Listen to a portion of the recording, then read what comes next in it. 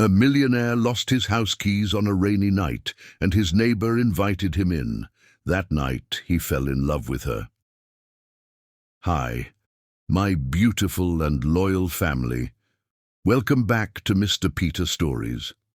I want you to feel this with your heart. You are deeply valued here, not just as viewers, but as souls I genuinely care about. Your presence means everything to me. Every name, every comment, every "I am with you" is a thread in the fabric of this family. To my new family members, you've just walked into a home full of love, and to my old warriors, you are the roots of everything we've built. But lately, I've missed your voices. Why must love be silent? Why wait for me to ask before you like and comment? If you feel this connection, let me feel your support. Here's a prayer from my heart to yours. May your heart know peace. May your days hold light. May your burdens be lifted, and may love always find you, right on time. Please remind me you're still here. Drop that beautiful comment, "I am with you." Let's keep this circle strong and unbroken. Now take my hand and let's begin today's story, with love overflowing. Chapter 1, The Coffee Shop Collision. The morning rush at Sunrise Cafe was always chaos, but Donald Bailey thrived in organized chaos. At 28, he'd learned to navigate crowded spaces with the same precision he used to design buildings. His calloused hands, earned from weekend hours in his woodworking shop, gripped his coffee cup and the rolled blueprints for the children's hospital wing he'd been working on for months. The project was his passion, creating spaces where sick children could heal, surrounded by beauty and hope. He was reviewing the playground specifications one more time, completely absorbed in his work, when fate decided to intervene in the most spectacular way possible. The collision happened in slow motion. One moment Donald was studying the blueprints spread across his usual corner table, and the next, a vision, in a flowing lavender dress, was tumbling toward him, arms windmilling as she fought to regain balance. Her lavender latte, matching her, dressed perfectly, he'd realize later, arced through the air in a graceful, devastating spiral. "Oh no, oh no, oh no!" The voice was musical, even in panic, carrying a warmth that immediately captured his attention. Coffee splashed across his blueprints with artistic precision, spreading like watercolor across months of careful planning. But Donald barely registered the destruction because he was utterly captivated by the woman who'd caused it. She was stunning. Natural curls cascaded around her shoulders, catching morning sunlight through the cafe windows and creating an almost ethereal glow. Her skin held the rich warmth of golden honey, and her eyes, those incredible eyes, were the deepest brown he'd ever encountered, wide with mortification and glistening with unshed tears. Full lips parted in shock, and Donald found himself wondering what they might taste like. When their gazes locked, electricity coursed through him, like lightning striking earth. The bustling cafe melted away, morning conversations becoming mere background noise. His heart thundered against his ribs as something fundamental shifted in his chest, like finding a missing piece he hadn't known was lost. "I am so sorry," she gasped, her hands hovering over the coffee-soaked blueprints. "Your work! I've completely ruined months of planning. I'm such a disaster. I can't believe I—" "Hey," Donald said gently, standing up and reaching for napkins from the dispenser. "Accidents happen. Really, it's okay." She looked up at him then, really looked at him, and he watched her anxiety shift to something else entirely. Her eyes widened slightly as they took in his face. Kind brown eyes, strong jaw, the way his dark hair fell across his forehead. "It's not okay," she said, but her voice had softened. "This looks important, and I've made a complete mess of it." Donald found himself smiling as he helped blot the coffee. "You know what? I've been staring at these plans for weeks, second-guessing every detail. Maybe this is exactly the push I needed to approach it differently." She blinked, clearly not expecting that response. "You're really not angry?" "Why would I be angry?" Donald asked, and he meant it. "Besides, now I have an excuse to talk to the person who just made my morning infinitely more interesting." The word beautiful lingered between them, and Donald watched color bloom across her cheeks, making her even more radiant. She tucked a curl behind her ear, an unconsciously graceful gesture that made his breath catch. "I'm Melanie," she said, extending her hand. "Melanie Rose." "Donald Bailey," he replied, taking her hand in his.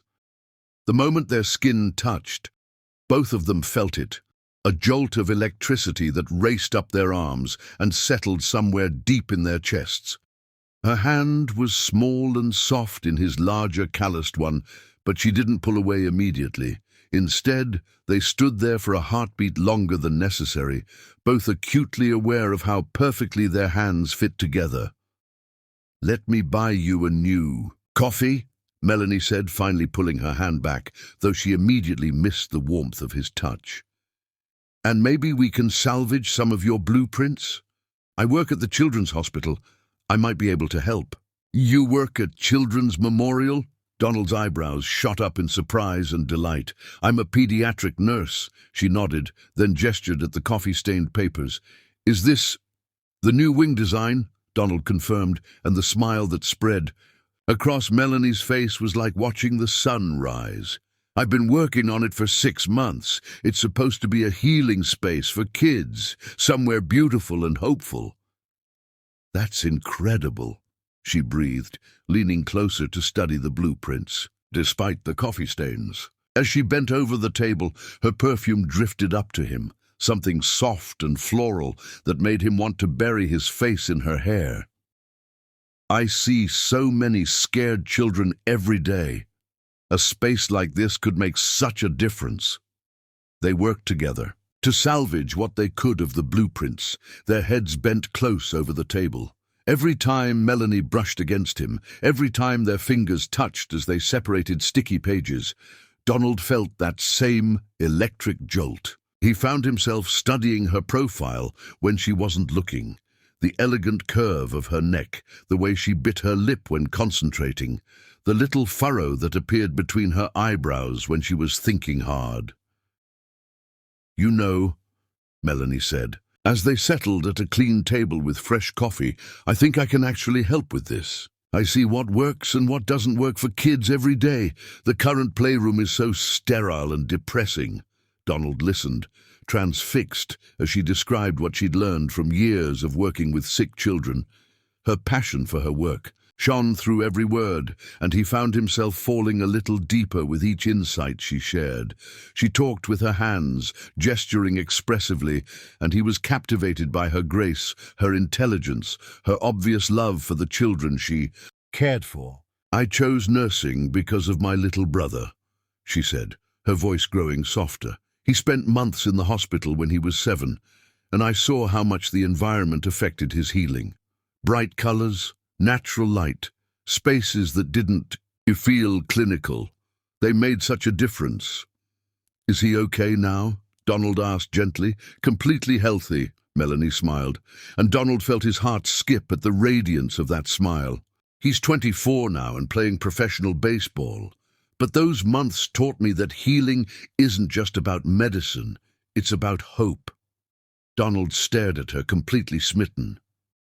"That's exactly what I'm trying to create. Hope." They talked for 2 hours, completely lost in each other. The cafe filled and emptied around them, but they barely noticed. Donald learned that Melanie loved old movies and jazz music, that she made the world's best chocolate chip cookies according to her grandmother, and that she had a laugh that made his chest tight with want. Melanie discovered that Donald built furniture in his spare time, that he'd chosen architecture because he believed in creating beauty, and that his smile made her stomach flutter like she was a teenager again. When Donald absently pulled out a pen and began sketching on a napkin, Melanie watched in fascination. His hands moved with confidence and grace, and she found herself mesmerized by the way his fingers held the pen, the way his brow furrowed in concentration. "What are you drawing?" she asked softly. Donald looked down at the napkin, then back at her, a slight flush coloring his cheeks. "You," he admitted. "I'm sorry, I didn't even realize I was doing it. You have the most beautiful profile." Melanie felt her breath catch as she looked at the sketch. He'd captured her perfectly. The curve of her cheek, the way her curls fell over her shoulder, even the small smile that played at the corners of her mouth when she was thinking. But more than that, he'd somehow captured something in her expression that she'd never seen before, a softness, a happiness that made her look luminous. "No one's ever drawn me before," she whispered. "I can't imagine why not," Donald replied, his voice rough with sincerity. "You're the most beautiful woman I've ever seen." The words hung in the air between them, honest and raw and so genuine that Melanie felt tears prick at her eyes. She looked into his gentle brown eyes and saw something that made her heart race. Not just attraction, though that was certainly there, but something deeper, interest, respect, the beginning of something that could be extraordinary. "I should go," she said reluctantly, glancing at her watch. "My shift starts in an hour." "Of course," Donald said, though disappointment flickered across his features. He stood when she did, and they walked slowly toward the door, neither wanting this magical morning to end. "Donald!" Melanie said as they reached the entrance, turning to face him. The morning sun caught in her hair again, and Donald had to clench his hands to keep from reaching out to touch those silky curls. "Yes?" "Thank you," she said softly, "for not being angry about the coffee, for making this morning wonderful instead of terrible." "Thank you," he replied, stepping closer, close enough that he could see the gold flecks in her brown eyes, "for literally bumping into my life."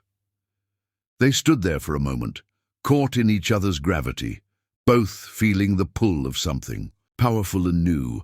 Then Melanie rose up on her tiptoes and pressed a soft kiss to his cheek, her lips lingering just a moment longer than strictly necessary. "Maybe I'll see you around," she whispered against his skin, her breath warm and sweet, and then she was walking away, her lavender dress flowing around her legs, leaving Donald standing in the doorway of Sunrise Cafe, with his heart pounding and the lingering scent of her perfume in the air. And then she was walking away, her lavender dress flowing around her legs, leaving Donald standing in the doorway of Sunrise Cafe with his heart pounding and the lingering scent of her perfume in the air. He touched his cheek where her lips had been and smiled. He was definitely going to see her around. Chapter 2. The Unexpected Return.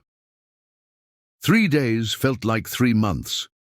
Donald had never been the type of man to obsess over a woman, but Melanie Rose had turned his carefully ordered world completely upside down. He'd found himself checking his phone constantly, hoping for a text that never came. He'd walked past Sunrise Cafe twice during his lunch breaks, telling himself he just wanted good coffee, while secretly scanning the crowd for a glimpse of dark curls and a radiant smile. He'd even started sketching her face from memory during boring client meetings, filling the margins of his notebooks with the curve of her smile, the tilt of her head, the way her eyes sparkled when she laughed. His colleagues had started giving him strange looks, but Donald didn't care. He couldn't get her out of his head. It was Thursday afternoon when his secretary, Mrs. Chen, knocked on his office door with an expression of barely contained amusement. "Mr. Bailey," she said, her eyes twinkling, "there's someone here to see you." Donald looked up from his computer screen, where he'd been staring at the same email for 20 minutes without reading a single word. "Do I have an appointment I forgot?" "About? No," Mrs. Chen replied, stepping aside, "but I think you'll want to see this visitor." And then Melanie Rose stepped into his office doorway, and Donald's heart nearly stopped. She was even more beautiful than he remembered. Today, she wore a soft yellow sundress that made her skin glow, and her curls were pulled back in a loose bun with a few tendrils framing her face. She carried a small bakery box and had his leather notebook clutched against her chest. "Hi," she said softly, and just the sound of her voice made Donald's pulse race. "Hey," he managed, standing up so quickly that his chair rolled backward and hit the window with a soft thud. "Melanie, what are you... How did you..." "You forgot this," she said, holding up his notebook. "It was under our table at the cafe. I would have brought it sooner, but I had to work a double shift, and then I had to work up the courage to actually come here." Donald stared at her, completely smitten. She'd come to his office. She'd tracked him down, found where he worked, and come to see him. "You didn't have to track me down," Donald said, though he was clearly pleased she had. "You could have just dropped it off with reception." "I could have," Melanie agreed, then hesitated. "But I also wanted to apologize properly, and maybe see if those blueprints were salvageable." She held out the bakery box. "Peace offering." When Donald opened it, the scent of chocolate chip cookies filled his office. "You made these?" "Guilty as charged," she said. "I stress bake. It's either cookies or a very messy kitchen, so I figured cookies were the safer option." Donald took a bite and his eyes widened genuinely. "These are incredible." "Don't sound so surprised," Melanie laughed. "I do have some skills beyond destroying people's work." Behind them, Mrs. Chen cleared her throat. "Should I reschedule your 3 o'clock?" she asked with obvious amusement. Donald looked at his watch, surprised to see it was already 2:30. "Yes," he said without hesitation. "Reschedule everything. For the rest of the day." Mrs. Chen's smile widened. "Of course, Mr. Bailey. Should I close your door?" "Leave it open," Donald said quickly, not because he didn't trust himself around Melanie, but because he didn't want her to feel trapped or uncomfortable. Though the way she was looking at him, like he was something wonderful she couldn't quite believe, was real, suggested she wasn't uncomfortable at all. "These are incredible," Donald said after taking a bite of cookie. "Your grandmother wasn't lying. Nana Pearl never lies about important things." Melanie laughed, and the sound made something warm and bright unfurl in Donald's chest. "Food and love are the two most important things in the world, according to her." "Smart woman," Donald said, taking another bite and noticing how Melanie's eyes followed the movement of his mouth. The awareness between them was electric, crackling, in the air like a live wire. "Would you like to see the rest of the building?" Donald heard himself asking. "I could show you the children's hospital project, the parts that weren't destroyed by lavender lattes." Melanie's face lit up. "I would love that." Donald grabbed the salvaged blueprints and led her through the office, acutely aware of her presence beside him. She smelled like vanilla and something floral, and every time she leaned close to look at something, his pulse spiked. His colleagues stared openly as they passed. Donald Bailey, who never brought personal visitors to the office, was giving a personal tour to a stunning woman who made him smile like he'd won the lottery. In the conference room, Donald spread the blueprints across the large table and watched Melanie study them with professional interest. She leaned over the plans, and he found himself standing close behind her, close enough to see the delicate curve of her neck, close enough to catch that intoxicating scent that was purely her. "This is brilliant," she said, tracing the outline of the play area with her finger. "The way you've incorporated natural light here and the reading nooks. Donald, this is going to change everything for those kids." Her praise made him feel 10 feet tall. "You really think so?" "I know so," she said, turning to face him. They were standing very close now, close enough that he could see the gold flecks in her brown eyes, close enough to count her eyelashes. "I see these kids every day. They're scared and hurting and so brave it breaks your heart. This space is going to give them hope." "That's all I want," Donald said softly. "To give them something beautiful to focus on, instead of their fear." Melanie's eyes softened, and she reached out to touch his arm. The contact sent electricity shooting through him, and he saw her eyes widen slightly, as if she'd felt it too. "You're a good man, Donald Bailey," she said quietly. "You barely know me," he replied, but he didn't step away from her touch. "I know enough," she said. "I know you spend your free time building furniture for people. I know you put your heart into designing spaces for sick children. I know you weren't angry when a clumsy stranger ruined your work. I know you draw beautiful things on napkins and make me feel like the most interesting person in the world when you listen to me talk." Donald's breath caught. "Melanie, would you like to have lunch with me?" she asked, and he could hear the slight nervousness in her voice that told him this was as new for her as it was for him. "I know it's short notice, but I have the afternoon off, and I thought maybe—" "Yes," Donald said immediately. "Yes, absolutely, yes." Her smile was radiant.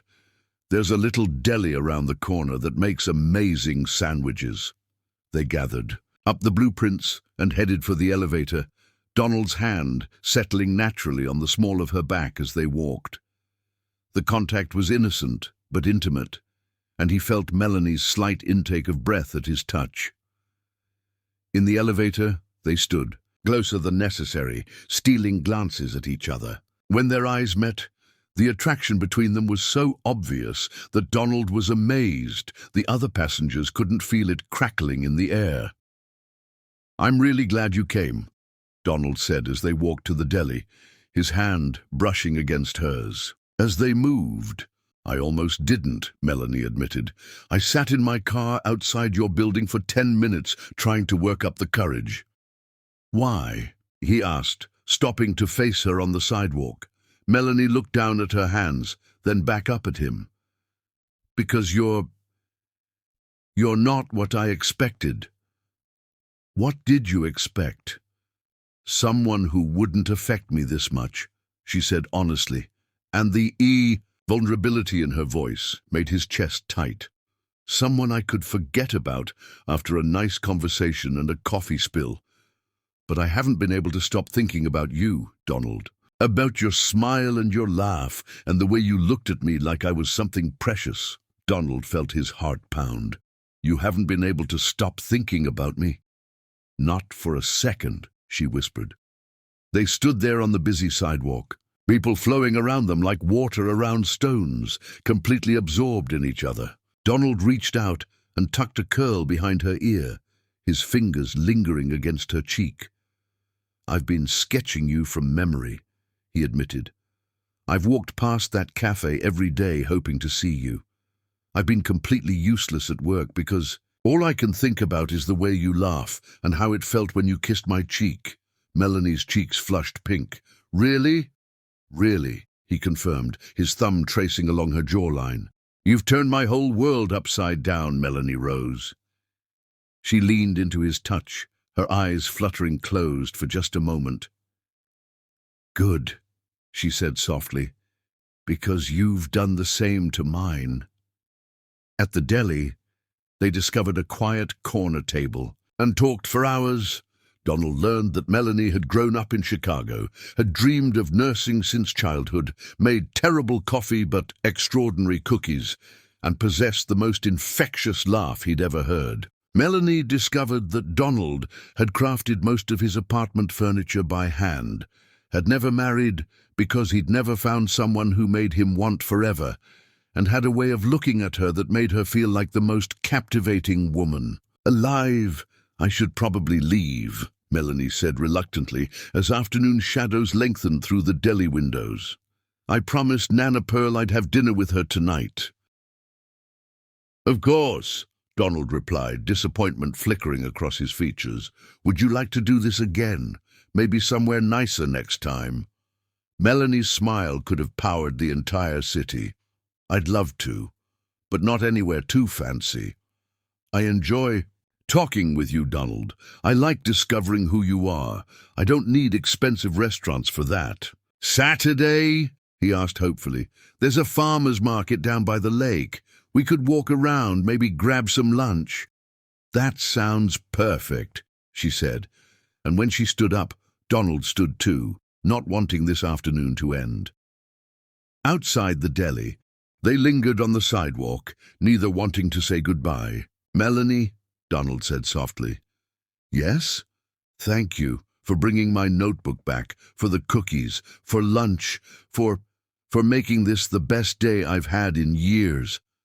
She stepped closer, close enough that he could see the flecks of gold in her eyes. "Again, thank you for being worth the 10 minutes of courage it took to walk into your office." And then, rising up on her tiptoes, just like she had at the cafe, she pressed a soft kiss to his cheek.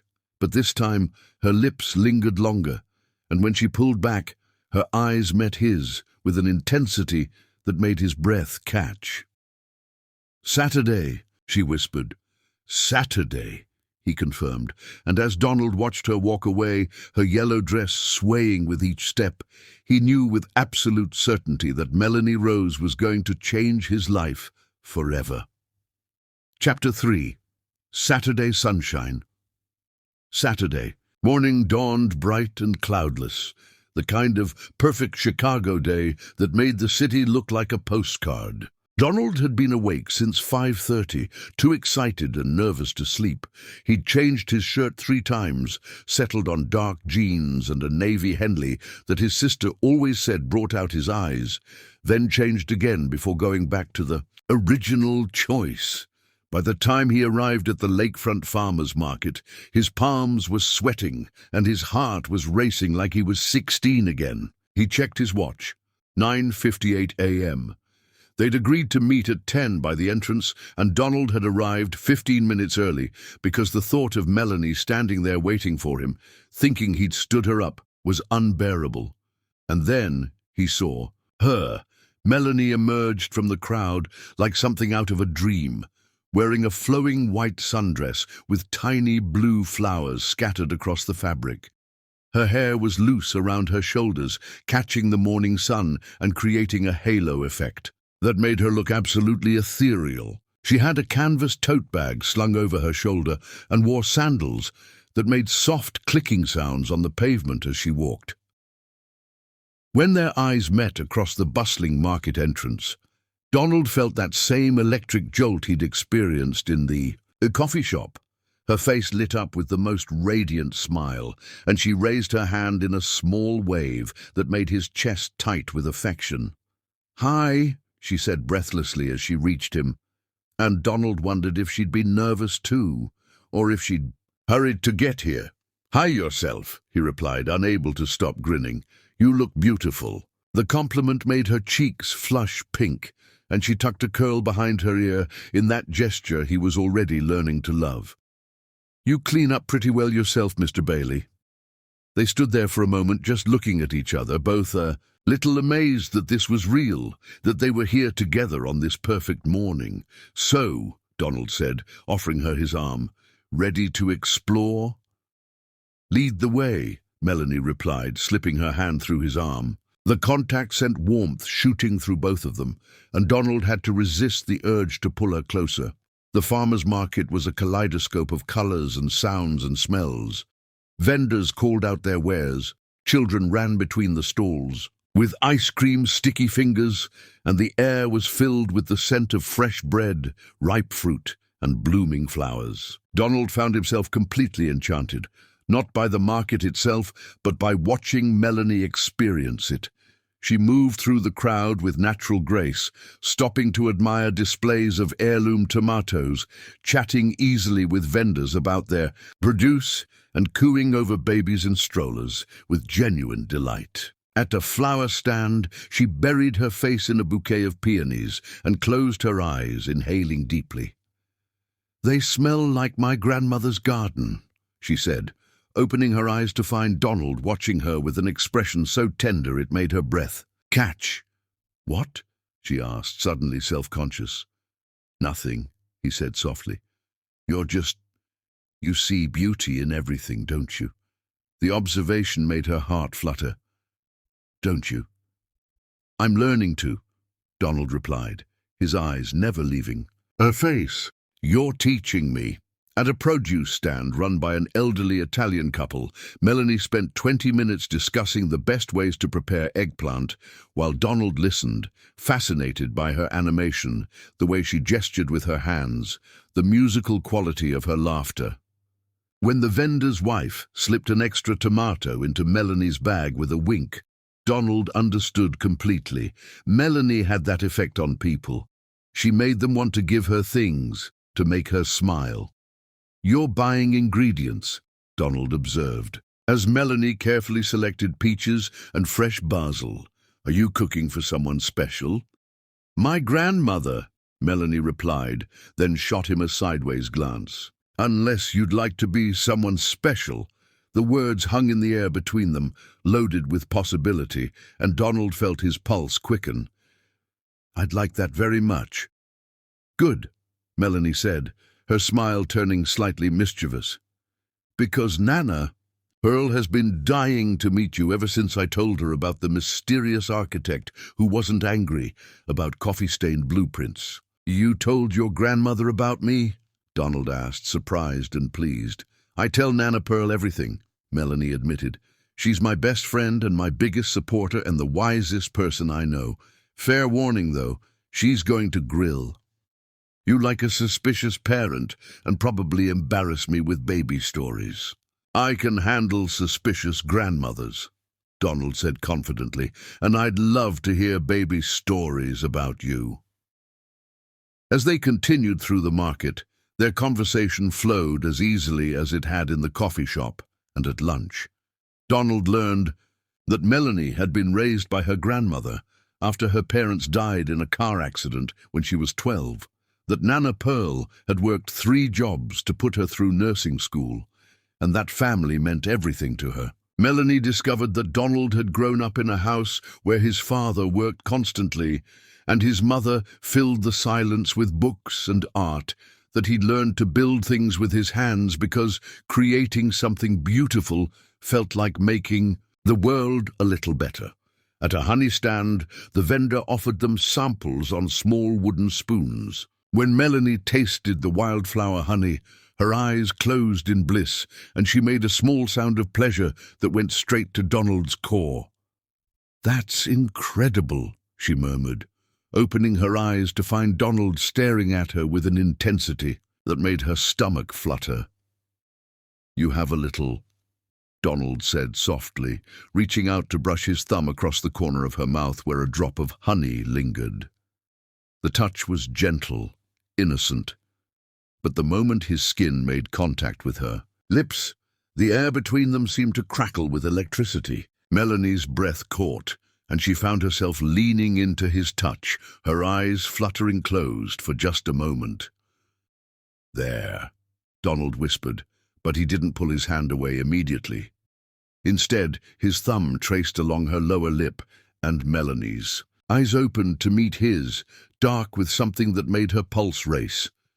"Thank you," she breathed, and they stood there for a heartbeat longer than necessary, both acutely aware of how close they were, how much they wanted to be closer. The honey vendor cleared his throat and they sprang apart, both flushing with embarrassment and something deeper. "We'll take a jar of the wildflower," Donald said quickly, pulling out his wallet. "My treat," Melanie protested, but Donald was already handing over money. "Next time," he said, and the promise of a next time made her smile. By 11:30, Melanie's tote bag was full of ingredients for what she promised would be the best lunch Donald had ever eaten. They made their way toward the lake, where Nana Pearl's house sat in a tree-lined neighborhood that had been her home for 40 years. "This is my grandmother's house," Melanie said as they approached the yellow cottage. "Fair warning, she's going to interrogate you and probably embarrass me with childhood stories." "I can handle grandmotherly interrogation," Donald said with a grin. Before they reached the porch, the front door opened and Nana Pearl appeared, a petite woman with silver hair and Melanie's exact smile. "You must be Donald," she said, looking him up and down with sharp eyes. "I'm Pearl Washington, and I hope you're hungry because this granddaughter of mine cooks like she's feeding half the neighborhood." "Nana," Melanie protested, her cheeks flushing. "It's nice to meet you, Mrs. Washington," Donald said respectfully. "Thank you for letting me join you for lunch." "Well, you seem polite enough," Nana Pearl said with approval. "Come on in, both of you. And Donald, I hope you don't mind family stories because I've got plenty." The inside of the house was warm and welcoming, filled with family photos and handmade quilts, and the smell of something delicious baking in the oven. Donald found himself immediately at ease, charmed by the obvious love that filled every corner. "Melanie tells me you're an architect," Nana Pearl said, as they settled in the cozy living room. "What kind of buildings do you design?" "Right now, I'm working on a children's hospital wing," Donald replied. "I want to create spaces that help people heal." "Healing spaces," Nana Pearl mused. "I like that. This old house has been a healing space for our family for 4 decades. When Melanie came to live with me, she was so broken, so scared. But love and time and a safe place to call home, that's what heals a heart." Donald glanced at Melanie, who was looking down at her hands, and he felt a fierce protectiveness surge through him. The idea of her as a scared 12-year-old grieving her parents made his chest ache. "Your granddaughter is pretty special," he said softly. "The way she talks about her work, about the children she cares for, she has the biggest heart of anyone I've ever met. She gets that from her mother," Nana Pearl said with obvious pride, "and her stubborn streak from me. Fair warning, we Washington women love hard and fight hard and don't give up easy." "I wouldn't expect anything less," Donald replied, meeting Melanie's eyes with a smile that made her heart skip. In the kitchen, Donald watched Melanie work with easy efficiency, turning the market ingredients into something that smelled like heaven. When she reached up to get plates from a high cabinet, he moved naturally behind her, his chest brushing against her back as he reached over her head. "I've got it," he said softly, his voice rough from their proximity. Melanie turned in the circle of his arms, suddenly finding herself trapped between Donald and the counter. They were close enough that she could see the flecks of gold in his brown eyes, close enough to feel the warmth radiating from his body. "Thank you," she whispered, and for a moment they just looked at each other, the air thick with possibility. "Melanie Rose Washington," Nana Pearl's voice called from the living room. "If you don't stop flirting in my kitchen and bring that man his lunch, I'm going to come in there and embarrass you both." They sprang apart, laughing breathlessly, both flustered by the intensity of the moment. Lunch was perfect. Fresh pasta with tomatoes and basil, crusty bread, and peach cobbler that made Donald groan with pleasure. But even better than the food was the conversation. The way Nana Pearl and Melanie finished each other's sentences, the stories about Melanie's childhood that made Donald fall a little deeper with every laugh. "She was always bringing home strays," Nana Pearl said, showing Donald a photo of 10-year-old Melanie holding a bedraggled kitten. "Dogs, cats, birds with broken wings, and once a baby raccoon that had fallen out of its nest." "Nana," Melanie protested, but she was laughing. "What happened to them all?" Donald asked. "She found homes for everyone," Nana Pearl said proudly. "That's my granddaughter. She sees something hurting and she can't help but try to fix it." After lunch, Donald noticed Nana Pearl struggling with the squeaky front step and automatically knelt down to examine it. "Just needs a little oil," he said, looking up at her. "Do you have any WD-40? 20 minutes later, he'd fixed the step and tightened the loose railing, refusing Nana Pearl's offers of payment with a smile. "You keep that one," Nana Pearl whispered to Melanie as Donald washed his hands. "He's a keeper." As the afternoon wound down, Donald and Melanie found themselves on the front porch swing, watching the sun begin its descent toward evening. Nana Pearl had retreated inside for her afternoon nap, leaving them alone with the soft sound of wind chimes and the distant laughter of children playing in the neighborhood. "This was perfect," Donald said softly, his arms stretched along the back of the swing behind Melanie. "It was, wasn't it?" she agreed, unconsciously leaning closer to him. "Nana Pearl likes you. That's not easy to achieve." "I like her too," Donald said.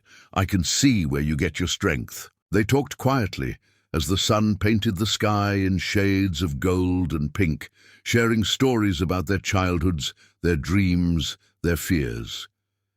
When Melanie mentioned that she'd always wanted to travel but had never left the Midwest, Donald found himself mentally planning trips they could take together, places he wanted to show her. "I should probably head home," Donald said reluctantly as the streetlights began to flicker on, "but I don't want this day to end."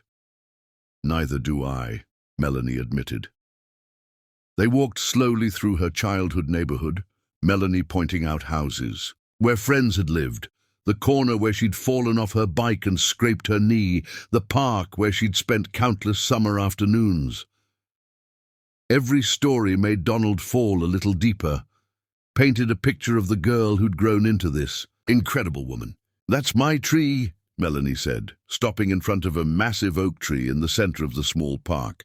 "I used to climb up to that branch there and read for hours. It's where I decided I wanted to be a nurse." "It's beautiful," Donald said, but he was looking at her, not the tree. "I used to make wishes under this tree," Melanie said softly, placing her hand on the rough bark. "Silly childhood wishes, mostly, but some of them came true." "What did you wish for?" Donald asked, stepping closer. "Love," she said simply, turning to face him. "Real love. The kind that lasts forever and makes you brave and turns ordinary moments into magic." Donald's heart pounded as he looked into her eyes, seeing his own feelings reflected back at him. "And do you think maybe, she whispered, and then she was in his arms, and he was cupping her face in his hands, and they were kissing under the old oak tree as the first stars appeared in the darkening sky. The kiss was soft and sweet and perfect, full of promise and hope, and the beginning of something beautiful. When they finally broke apart, both breathing hard, Donald rested his forehead against hers. "I'm falling for you, Melanie Rose," he whispered against her lips. "Good," she breathed, her hands fisted in his shirt. "Because I'm falling for you too." Donald Bailey. As they walked back to her grandmother's house hand in hand, both of them knew that this perfect Saturday had changed everything. They were no longer strangers who'd met by chance. They were two people who'd found something rare and precious and worth fighting for. And under the old oak tree, where a little girl had once wished for true love, that love had finally found its way home. Chapter 4. Building Something Beautiful. 2 months of dating had revealed something Donald hadn't expected. Melanie Rose Washington was even more perfect than he'd imagined. Not perfect in the flawless, untouchable way that made a person feel inadequate, but perfect in the way that puzzle pieces were perfect when they found their match, in the way that harmonies were perfect when voices blended into something more beautiful than either could create alone. She was funny and smart and passionate about her work. She made terrible coffee but incredible cookies. She cried during sad movies and laughed at his terrible jokes, and had opinions about everything from architecture to baseball to the best way to make grilled cheese sandwiches. She was real and warm and wonderful, and Donald was completely, utterly, hopelessly in love. They'd fallen into an easy rhythm over the past 8 weeks. Dinners at little restaurants where they talked for hours, long walks along the lakefront where they held hands and shared stories, movie nights at his apartment where they curled up on his couch and she fell asleep against his chest while he played with her hair and wondered how he'd gotten so lucky. But today was different. Today, Donald was going to share something with her that he'd never shared with anyone, his workshop. "You sure you want to see this?" he asked as they pulled up to the converted garage he rented in an industrial part of the city. "It's not much to look at from the outside." "Are you kidding?" Melanie said, practically bouncing with excitement. "I've been dying to see where you create all that beautiful furniture. Plus, you said you're building something for the children's hospital. I want to help."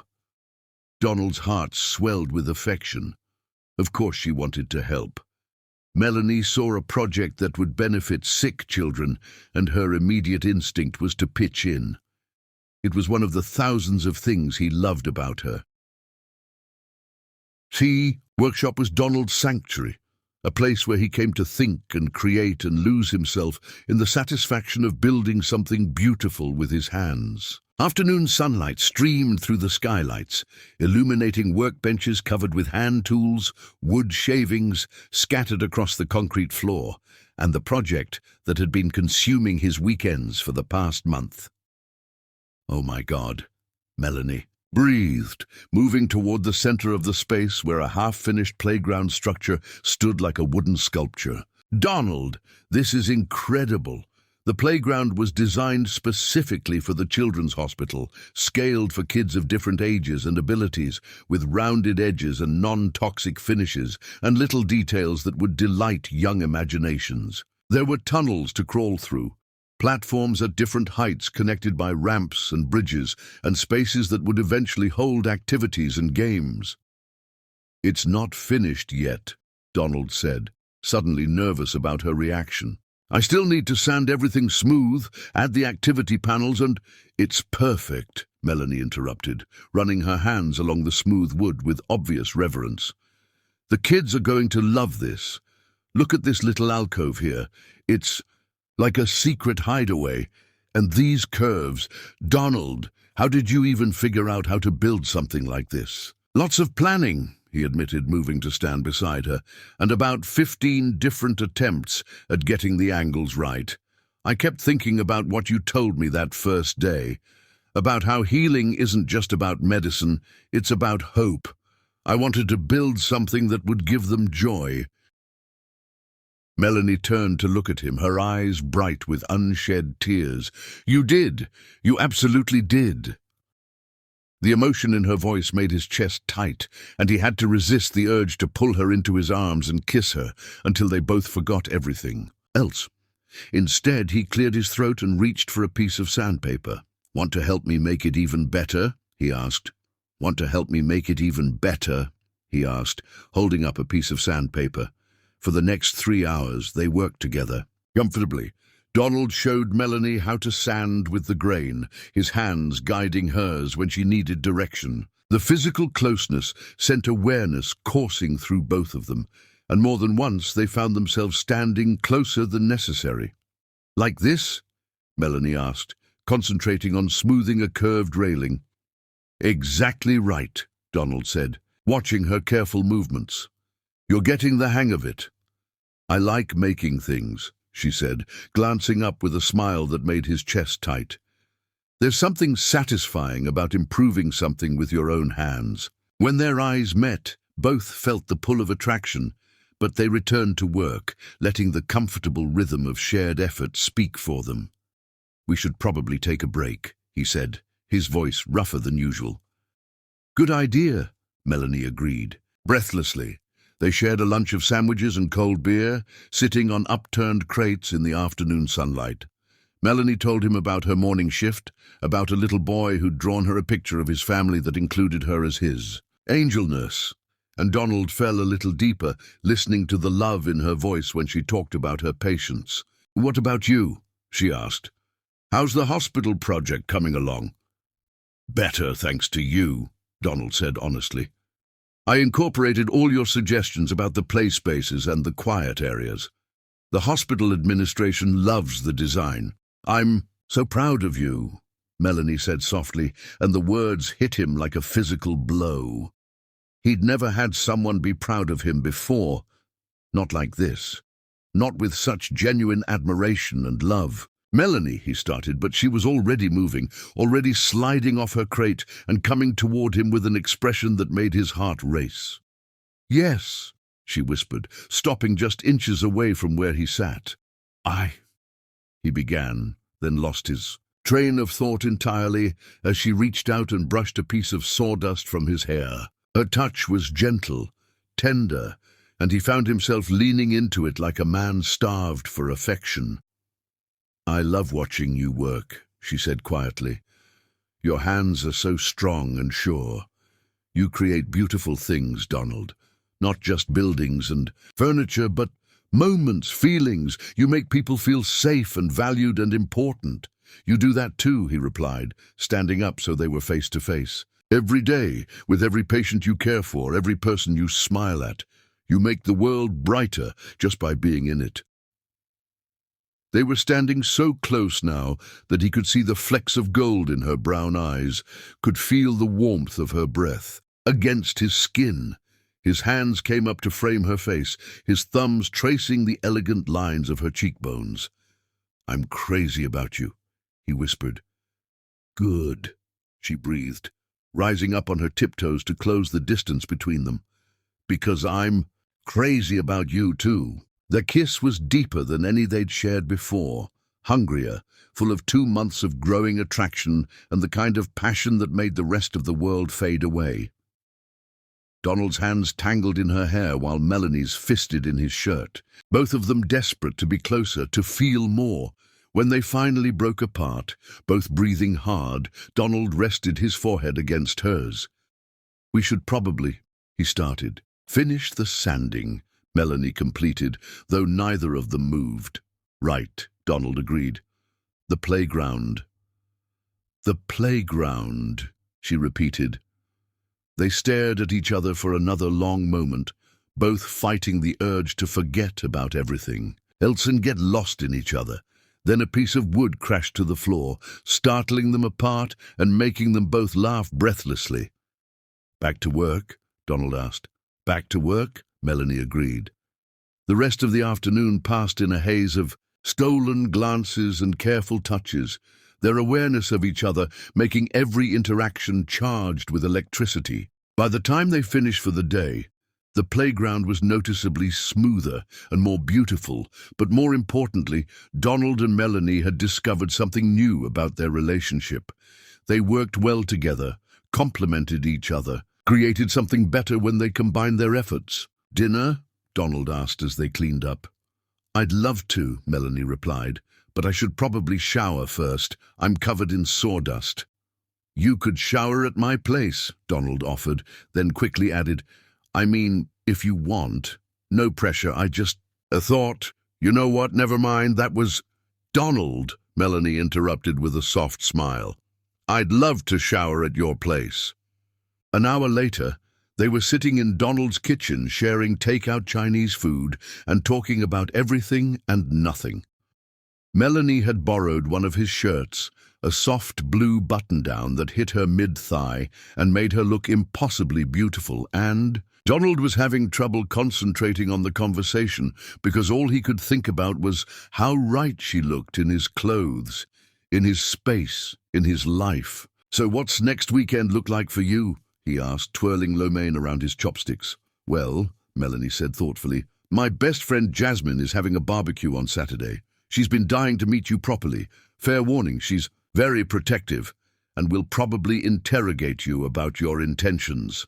"I can handle protective best friends," Donald said confidently. "What about you? Ready to meet my parents?" Melanie's eyes widened. "Your parents?" "Sunday dinner," Donald explained.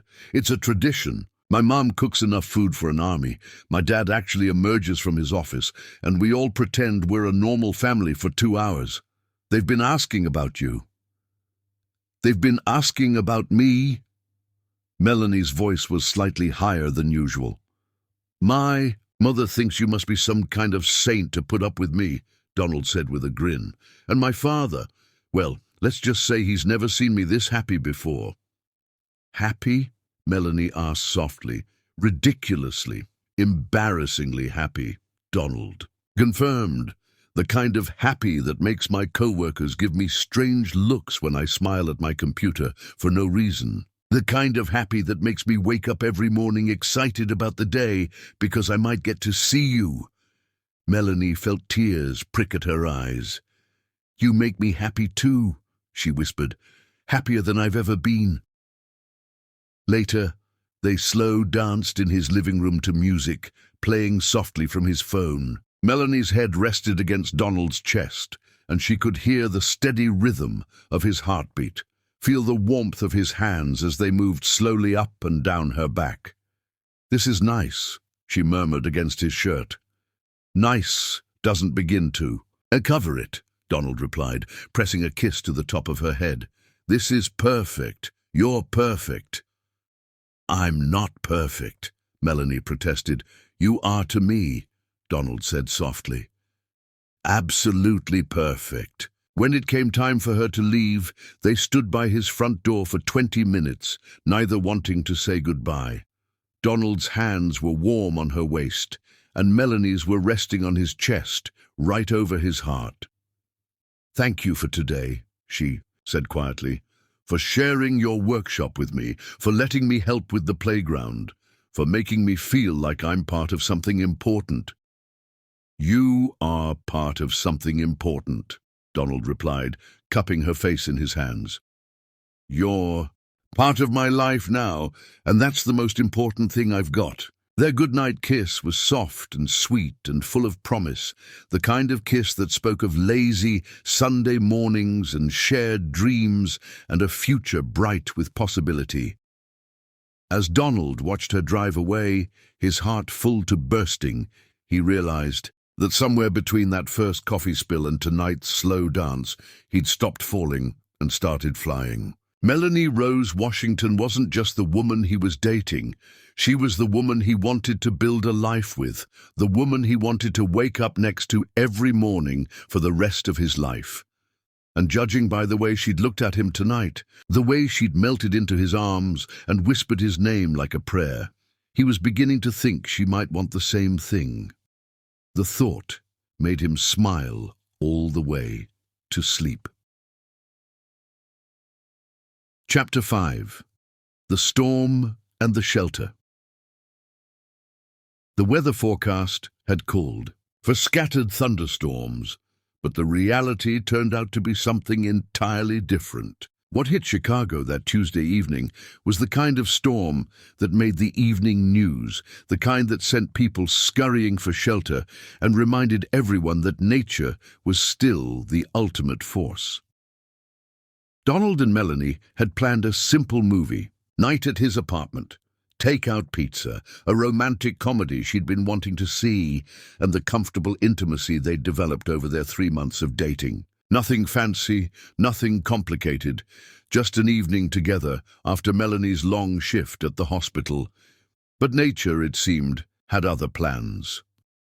The first rumble of thunder came just as Melanie arrived at Donald's building, her hair slightly damp, from the light drizzle that had started during her drive over. She was wearing jeans and one of his old college sweatshirts that she'd borrowed weeks ago and never returned. Not that Donald minded. She looked beautiful in his clothes, looked like she belonged in his life, in his space, in his heart.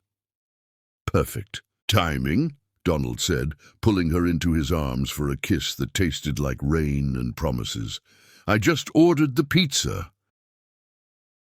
"Good, because I'm starving," Melanie replied, melting into his embrace. "Long day. We had 3 new admissions, and little Tommy Richardson spiked a fever that had everyone worried for a while." Donald listened as she told him about her day, his hands running soothingly up and down her back. He loved these moments, the way she trusted him with her fears and frustrations, the way she leaned on him when she needed comfort. It made him feel needed, important, like he was building something meaningful with this incredible woman. They were settling onto his couch with glasses of wine when the storm truly began in earnest.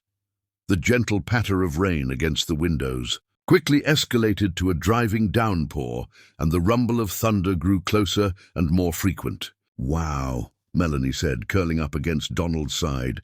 "It's really coming down out there." "Good thing we're inside," Donald murmured, pressing a kiss to the top of her head. "Perfect night to stay in and watch movies." But even as he said it, the lights flickered ominously. They'd just finished their pizza and were debating which movie to start with when the power went out completely, plunging the apartment into darkness. Outside, the storm raged with increasing intensity, wind howling around the building and rain hammering against the windows like it was trying to get in. "Well," Donald said after a moment of stunned silence, "this is unexpected." Melanie's laugh was soft in the darkness. "Good thing I'm not afraid of storms. Are you afraid of anything?" Donald asked, fumbling for the emergency flashlight he kept in the coffee table drawer. Plenty of things, Melanie replied honestly. Spiders, horror movies, the idea of outliving everyone I love. Heights, unless I'm with someone who makes me. Feel safe. Do I make you feel safe? Donald asked softly, finding the flashlight and clicking it on. The small circle of light illuminated Melanie's face, making her eyes look even more beautiful in the soft glow. Always, she said simply, and the honesty in her voice made his chest tight with emotion. Donald found candles scattered throughout the apartment, the remnants of previous romantic dinners and power outages. Soon, the living room was bathed in the warm, flickering glow of a dozen flames, creating an intimacy that electricity could never match.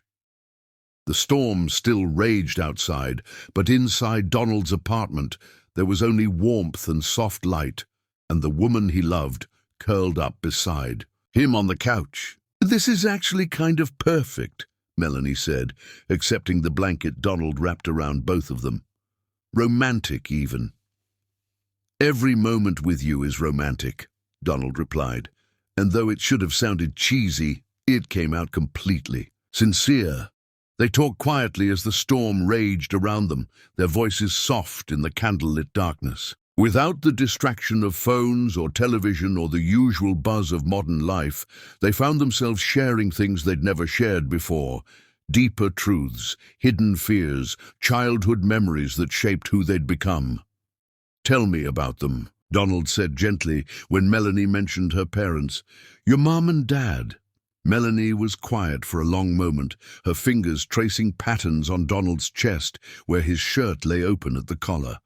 "My dad was this gentle giant of a man, 6'4", but afraid of spiders. He used to call my mom to come kill them for him, and she'd do it while rolling her eyes and muttering about brave men who fight fires for a living but can't handle an arachnid." "He was a firefighter?" "Yeah, and my mom was a teacher." They met when he came to her school to talk about fire safety, and she later told me she knew she was going to marry him the moment he smiled at her second-grade class. Melanie's voice grew softer, more wistful. They were so in love, Donald. Even after 15 years of marriage, they still held hands when they walked, still left each other little notes in lunchboxes and briefcases. They made love look easy. Donald's arms tightened around her, offering silent comfort as she continued. The night they died, they were coming home from a date. 23rd wedding anniversary. They'd gone to the same restaurant where they had their first date, ordered the same meals. Probably talked about me and my plans for high school and whether I'd ever get brave enough to try out for the volleyball team. Melanie's voice broke slightly. A drunk driver ran a red light. They died holding hands. "Melanie," Donald whispered, his heart breaking for the 12-year-old girl who'd lost everything in one horrible moment. "I was so angry for so long," she continued, her tears falling freely now. "Angry at them for leaving me, angry at God for taking them, angry at the world for continuing to spin when mine had stopped completely. Nana Pearl tried everything, therapy, support groups, even a puppy, but I was just this bitter, broken little girl who couldn't understand why love had to hurt so much." Donald cupped her face in his hands, using his thumbs to gently wipe away her tears. "What changed?" "Time. And Nana Pearl's stubborn love. And eventually, the realization that being angry wasn't honoring their memory. It was wasting the life they'd given me." Melanie leaned into his touch, finding comfort in his gentle caresses. "I decided I wanted to love like they did, fearlessly, completely. I wanted to find someone who would choose me every day, who would hold my hand through everything life threw at us." "Have you?" Donald asked softly. "Found that someone?" Melanie looked up at him, her eyes bright with tears and something deeper, something that made his breath catch. "I think I have." The words hung in the air between them, loaded with meaning and hope and the kind of love that changes everything. Donald felt his heart stop, then start again, at a rhythm that belonged entirely to her. "Melanie," he whispered.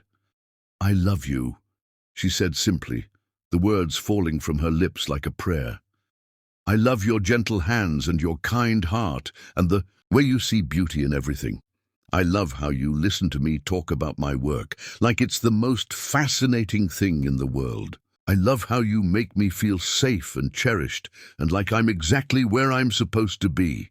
Donald felt tears prick at his own eyes as he absorbed her words, the gift of her love settling into his chest, like a key turning in a lock. "I love you too," he said, his voice rough with emotion.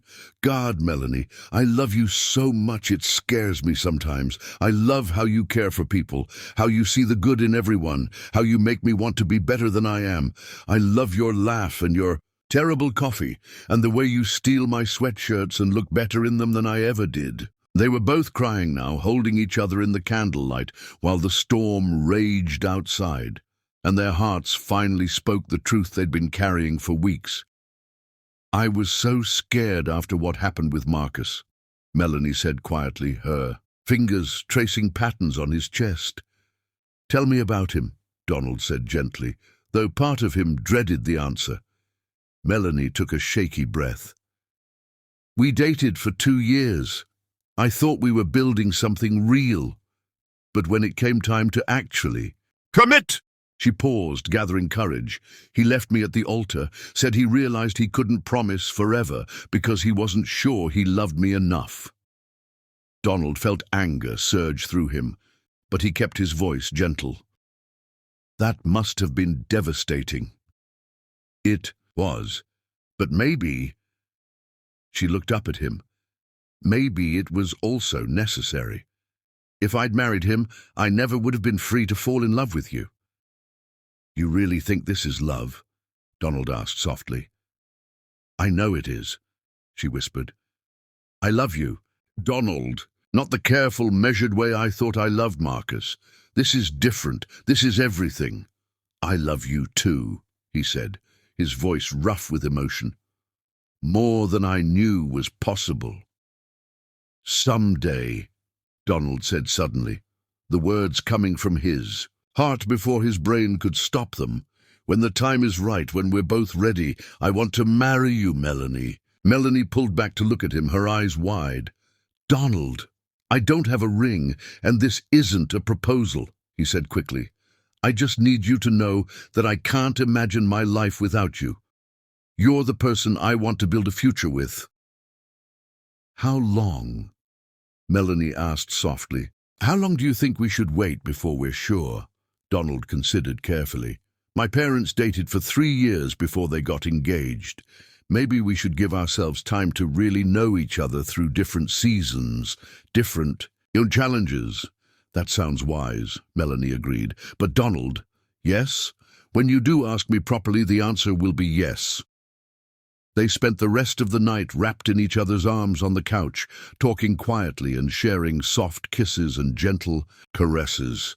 They spoke about their childhoods, their dreams, their fears about the future. They planned imaginary vacations and debated baby names and described the house they'd build together someday. When Melanie fell asleep, curled against his chest, Donald lay awake, listening to the storm gradually subside, watching the candles burn low, memorizing the feel of her in his arms and the sound of her breathing. This was the moment, he realized, when his real life had begun. Everything before Melanie had just been preparation for this, for her, for them, for the love that was going to define the rest of his days. By morning, the storm had passed, leaving the city washed clean and sparkling in the early sunlight. Power had been restored, and the world outside Donald's windows looked fresh and new, full of possibility. Melanie woke up slowly, stretching in Donald's arms like a contented cat. "Good morning," she murmured, her voice husky with sleep. "Good morning, beautiful," Donald replied, pressing a kiss to the top of her head. "How did you sleep?" "Better than I have in years," she said honestly. There's something about being in your arms that makes everything feel right." "I know exactly what you mean," Donald said softly. As they made breakfast together in his kitchen, Melanie scrambling eggs, while Donald made coffee that was actually drinkable, both of them knew that something fundamental had shifted during the storm. They'd crossed a line from dating to something deeper, something permanent. They'd found their forever in each other's arms while the world raged around them, and neither of them would ever be the same.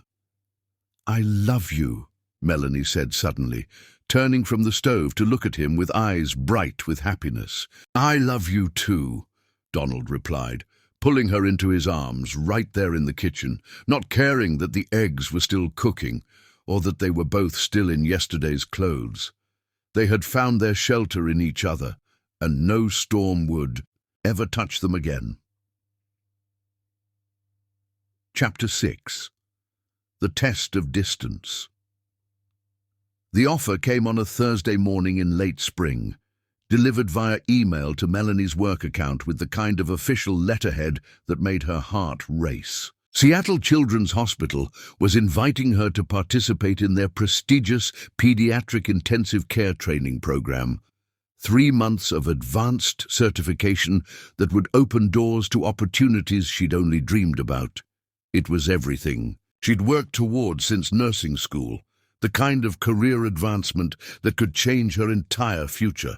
It was also 2,000 miles away from the man she loved more than her next breath. Melanie stared at the email for a full 10 minutes, reading it over and over until the words blurred together.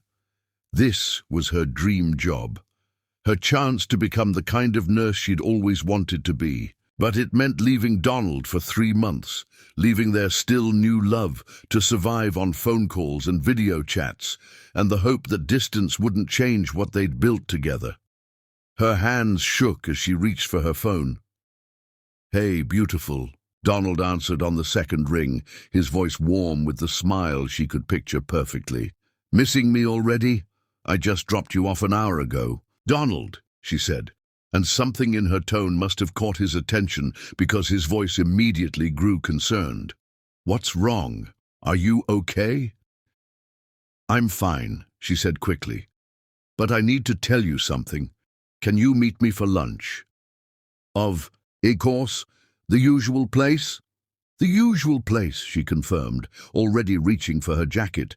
An hour later they sat across from each other at their favorite corner table in the little cafe where they'd shared so many lunches over the past 4 months. Donald's face was etched with worry as Melanie told him about the offer, his hands clasped tightly around his coffee cup like he was trying to anchor himself. 3 months, he said quietly when she finished explaining. 3 months, she confirmed, her own voice barely above a whisper. They sat in silence for a long moment, both processing what this meant. Finally, Donald reached across the table and took her hands in his. "You have to go," he said firmly. "Donald, no, listen to me," he interrupted, his brown eyes serious and full of love. "This is your dream, Melanie. This is everything you've worked for. I won't be the man who holds you back from becoming who you're meant to be." Tears pricked at Melanie's eyes. "But 3 months apart will be the longest 90 days of my life," Donald admitted. "But at the end of it, you'll come home to me with new skills and experiences and stories to tell. You'll be even more amazing than you already are, which I didn't think was possible. What if—" Melanie started, then stopped, unable to voice her deepest fear. "What if what?" Donald prompted gently. "What if the distance changes things? What if we can't make it work? What if you realize you're better off without me?" The words tumbled out in a rush, all the insecurities she'd been carrying since Marcus left her at the altar spilling into the space between them. Donald was quiet for a moment. Then he stood up and moved to the chair beside her, taking her face in his hands with the gentle reverence she'd come to associate with his touch. "Melanie Rose Washington," he said softly, "do you remember what I told you during the storm? You're my forever person. That doesn't change because of geography.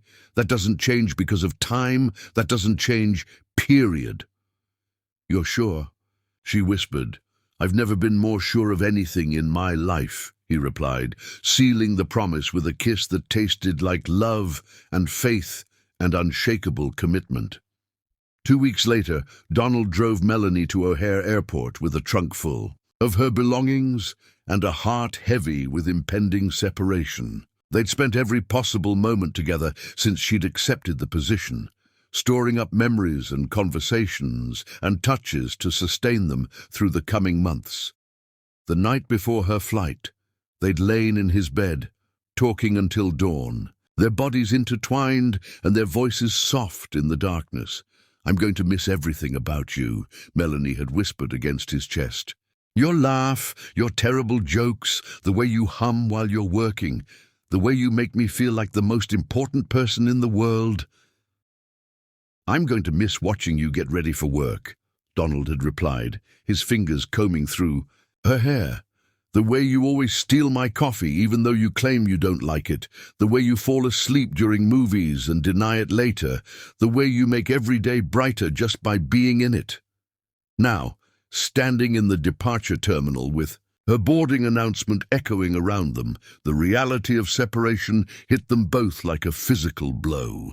3 months, Donald said, pulling her into his arms one last time. 90 days, Melanie agreed, breathing in his scent and trying to memorize everything about this moment. The feel of his strong arms around her, the steady beat of his heart against her cheek, the way he made her feel safe and loved, even in the middle of goodbye. I love you, he whispered into her hair. That's not going to change, not ever. I love you too, she replied, pulling back to look at his face one more time. Don't forget me while I'm gone. Impossible, Donald said with a smile that didn't quite reach his eyes. You're burned into my heart, Melanie Rose. There's no forgetting you. Their goodbye kiss was passionate and desperate, full of 3 months' worth of longing compressed into a single moment. When they finally broke apart, both of them were crying. Go, Donald said gently, though his hands were reluctant to let her go. Go change the world. Call me tonight? Melanie asked, already backing toward the security line. Every night, I promised, and every morning, and probably a few times in between. The first week was the hardest. The 3-hour time difference meant they were constantly missing each other's calls, leaving voicemails that conveyed longing, but not the comfort of actual conversation. Donald threw himself into work with the intensity that worried his colleagues, while Melanie dove into her training program with the kind of focus that impressed her instructors but left her emotionally drained. But they found their rhythm. Every morning at 7 a.m. Chicago time, 5 a.m. Seattle time, they FaceTimed over coffee. Donald would still be disheveled from sleep, his hair sticking up in ways that made Melanie's heart ache with love and longing. Melanie would be dressed for work, but not yet fully awake, her eyes soft and her voice husky in a way that made Donald wish he could reach through the screen and pull her back into bed with him. Good morning, beautiful, became Donald's daily greeting, no matter how tired he was or how early he'd had to wake up. Good morning, handsome, Melanie would reply, and they'd spend 30 minutes talking about their plans for the day, sharing coffee across 2 time zones and pretending the distance didn't exist. Their evening calls were longer, more intimate. Donald would tell her about his progress on the hospital playground, about funny things his co-workers had said, about how he'd rearranged his apartment twice because it felt too empty without her things scattered around. Melanie would share stories about her patience, about the incredible things she was learning, about how she missed falling asleep in his arms more than she'd thought possible. Tell me about your day became their ritual, and they'd spend hours talking about everything and nothing, their voices the last thing they heard before sleep and the first thing they thought about upon waking. The care packages started in week 2. Donald sent flowers to her hotel every Friday, a different variety each time, always with a note that made her cry happy tears. Melanie sent him cookies and photos of Seattle sunsets and handwritten letters that he read so many times the paper grew soft from handling. "I saw Mount Rainier today," she wrote in one letter. "It was so beautiful it took my breath away. But then I realized that nothing, no mountain, no sunset, no work of art, will ever be as beautiful to me as your smile when you're happy. I miss that smile. I miss you." Donald carried that letter in his wallet and read it whenever the loneliness threatened to overwhelm him. The visits were both salvation and torture. Donald flew to Seattle twice during Melanie's program, spending long weekends in her hotel room, making love and talking and pretending they could freeze time. Their reunions were explosive with passion. They could barely make it out of the airport before falling into each other's arms, desperate to reconnect after weeks of separation. "I missed this," Melanie gasped the first time he visited, her hands frantically working at his shirt buttons in the hotel elevator. "I missed you so much." "Never again," Donald replied fiercely, his mouth hot against her neck. "Never again this long." But even as they lost themselves in each other, the clock was ticking toward his departure, making every moment bittersweet. Melanie flew home for one weekend in the middle of her program, and Donald picked her up at the airport with flowers and tears in his eyes. They spent 48 hours barely leaving his apartment, making up for lost time and storing up memories to sustain them through the final month. "I don't know how couples do this long term," Melanie said, as they lay tangled in his sheets on Sunday afternoon, her flight leaving in just a few hours. "Love," Donald replied simply. "Real love survives anything." "Is that what we have?" she asked, tracing patterns on his chest. "Real love." "The realist," he confirmed, pressing a kiss to the top of her head. "The kind that lasts forever." The technology helped, but it could never replace physical presence. They started leaving their video calls on while they went about their evening routines, creating the illusion of sharing space even across the distance. Donald would work on architectural drawings while Melanie studied for her certification exams, both of them comforted by the presence of the other even through a screen. "This is nice," Melanie said one evening, looking up from her textbooks to see Donald sketching at his kitchen table. "It almost feels like we're in the same room." "Almost," Donald agreed, though his eyes were sad. "Not quite, but almost." The letters became more frequent and more intimate as the weeks passed. Donald wrote about his dreams for their future, about the house he wanted to build for them, about how he'd started looking at engagement rings during his lunch breaks. Melanie wrote about the children she was helping, about how her experiences were changing her as a nurse and as a person, about how everything she learned made her more excited to come home and build a life with him. "I'm becoming the person I want to be for you," she wrote in her final letter, "not because you need me to change, but because loving you makes me want to be the best version of myself. Seattle has taught me so much, but the most important thing I've learned is that home isn't a place, it's a person, and you, Donald Bailey, are my home." The night before her return, they talked until 3 a.m. Chicago time, 1 a.m. Seattle time, both too excited and nervous to sleep. "Tomorrow," Donald said, his face tired but radiant on her laptop screen. "Tomorrow," Melanie agreed. "I can't believe it's finally here.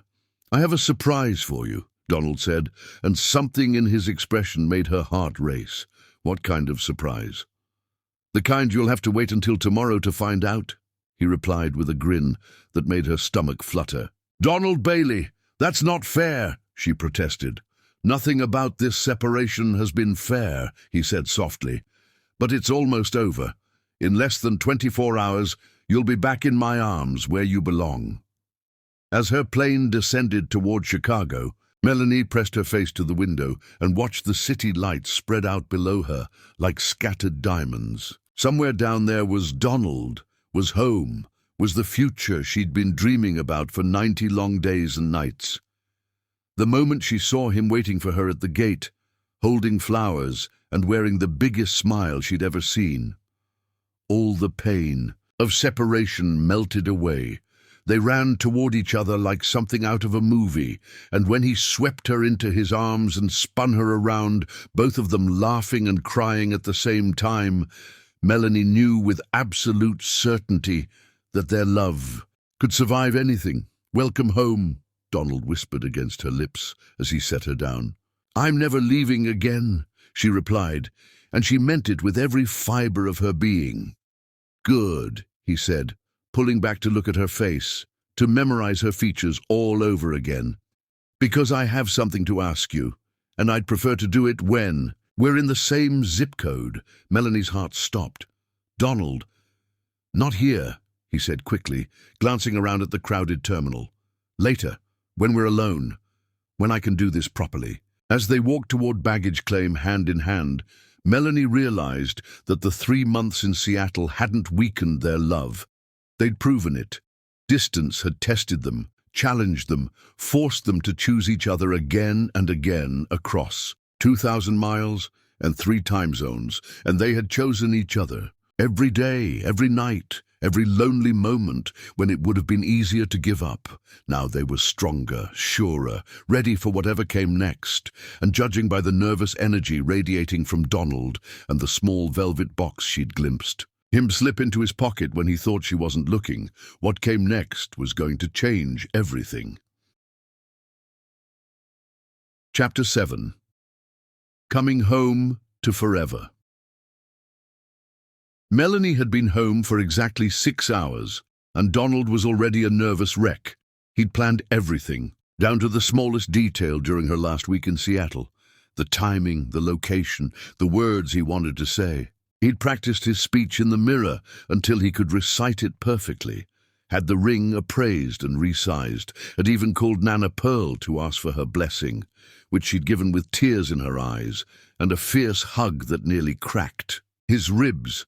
But now, sitting in his living room watching Melanie unpack her Seattle souvenirs and tell him stories about her final days at the program, he felt like a teenager about to ask someone to prom. And then Dr. Morrison said it was the most impressive presentation from a visiting nurse he'd seen in 5 years, Melanie was saying, her eyes bright with pride and exhaustion. "Can you believe that? Me, little Melanie Washington from Chicago, impressing the head of pediatric intensive care at one of the best hospitals in the country." "I can absolutely believe it," Donald said, and the love in his voice made her pause, in her unpacking, to look at him. "You're incredible, Melanie. You always have been. But these 3 months, you're glowing with confidence. It looks beautiful on you." She crossed the room to where he sat on the couch and settled into his lap, her arms winding around his neck. "I missed this," she said softly, "being able to just touch you whenever I wanted." Donald's arms tightened around her, his heart hammering against his ribs. The ring box felt like it was burning a hole in his pocket, but he forced himself to wait. He had plans, and he wanted this to be perfect for her.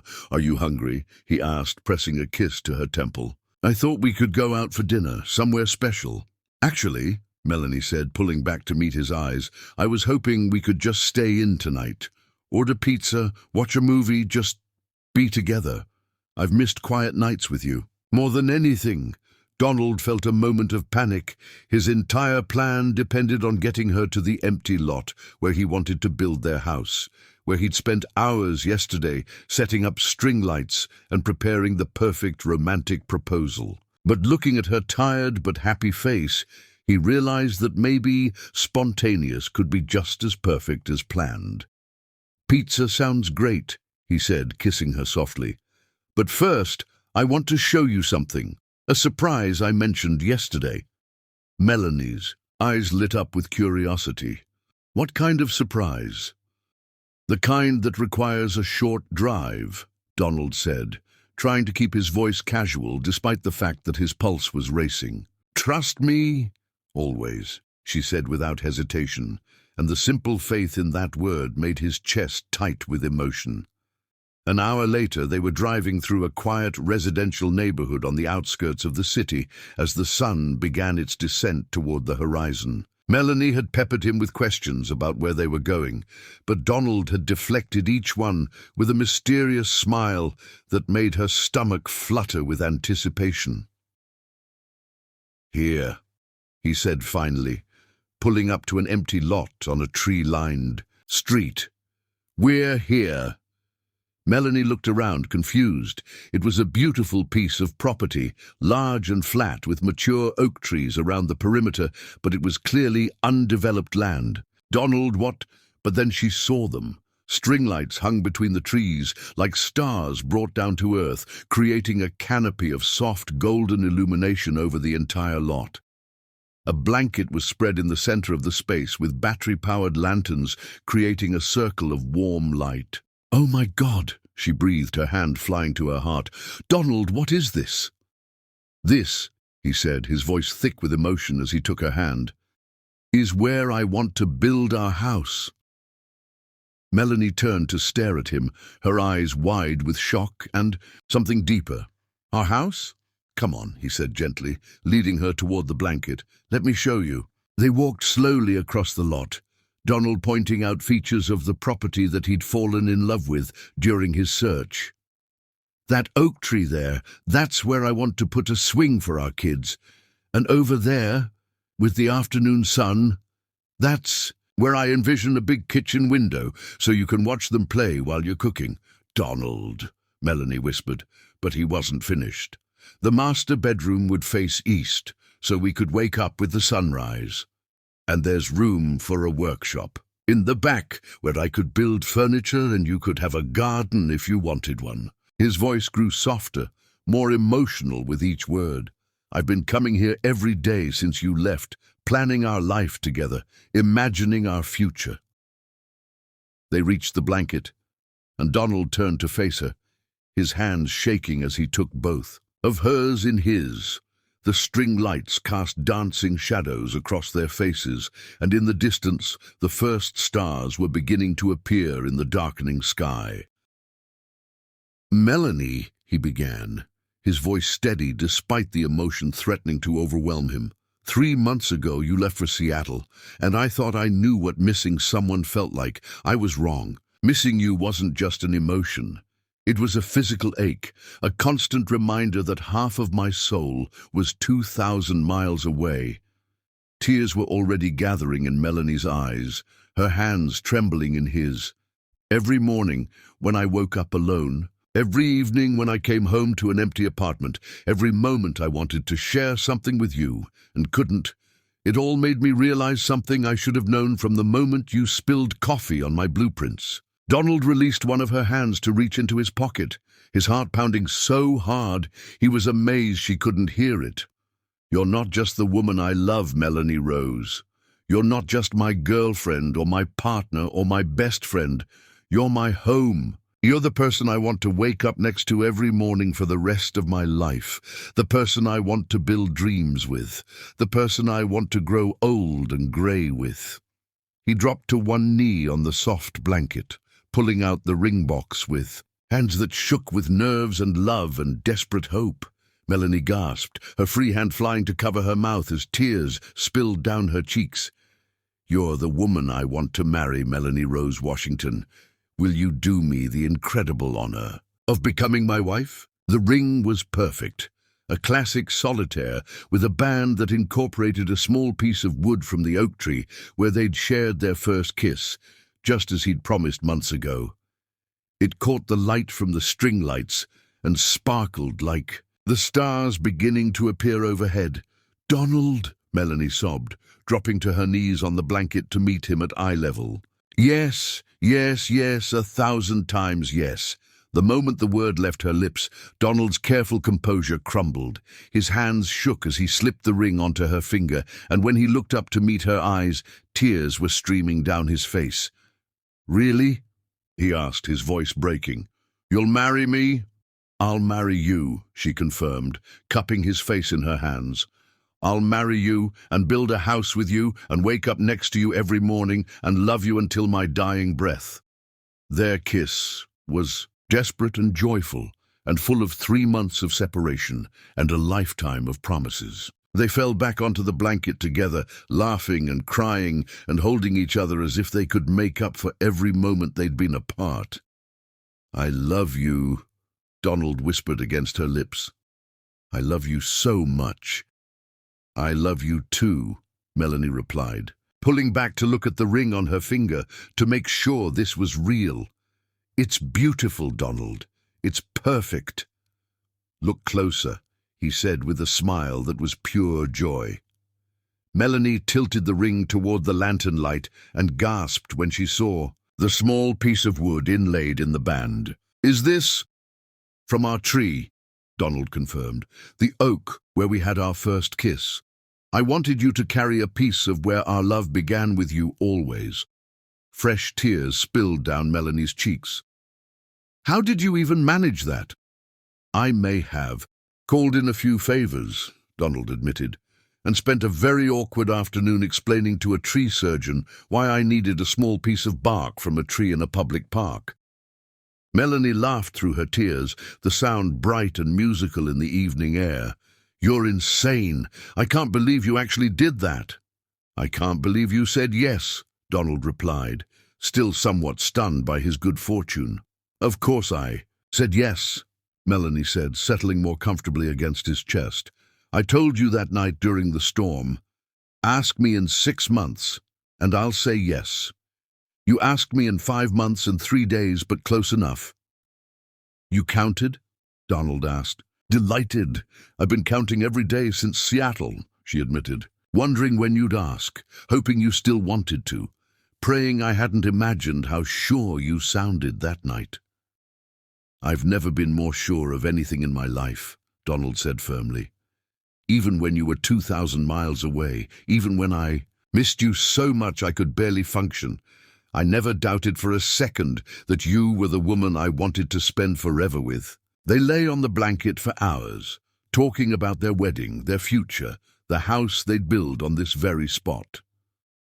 Melanie described the kind of ceremony she'd always dreamed of, something simple and beautiful, surrounded by the people they loved most. Donald talked about the honeymoon he wanted to plan, places he wanted to show her, adventures they'd have as husband and wife. "When?" Melanie asked, as the night grew cooler and they pulled the extra blanket Donald had brought around their shoulders. "When? What? When do you want to get married? Soon, or do you want a long engagement?" Donald was quiet for a moment, considering. "What do you want?" "I want to marry you tomorrow," Melanie said honestly. "I've already waited 26 years to find you, and I don't want to wait much longer to call you my husband.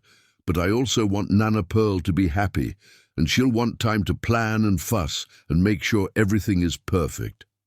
"What would make you happiest?" Donald asked.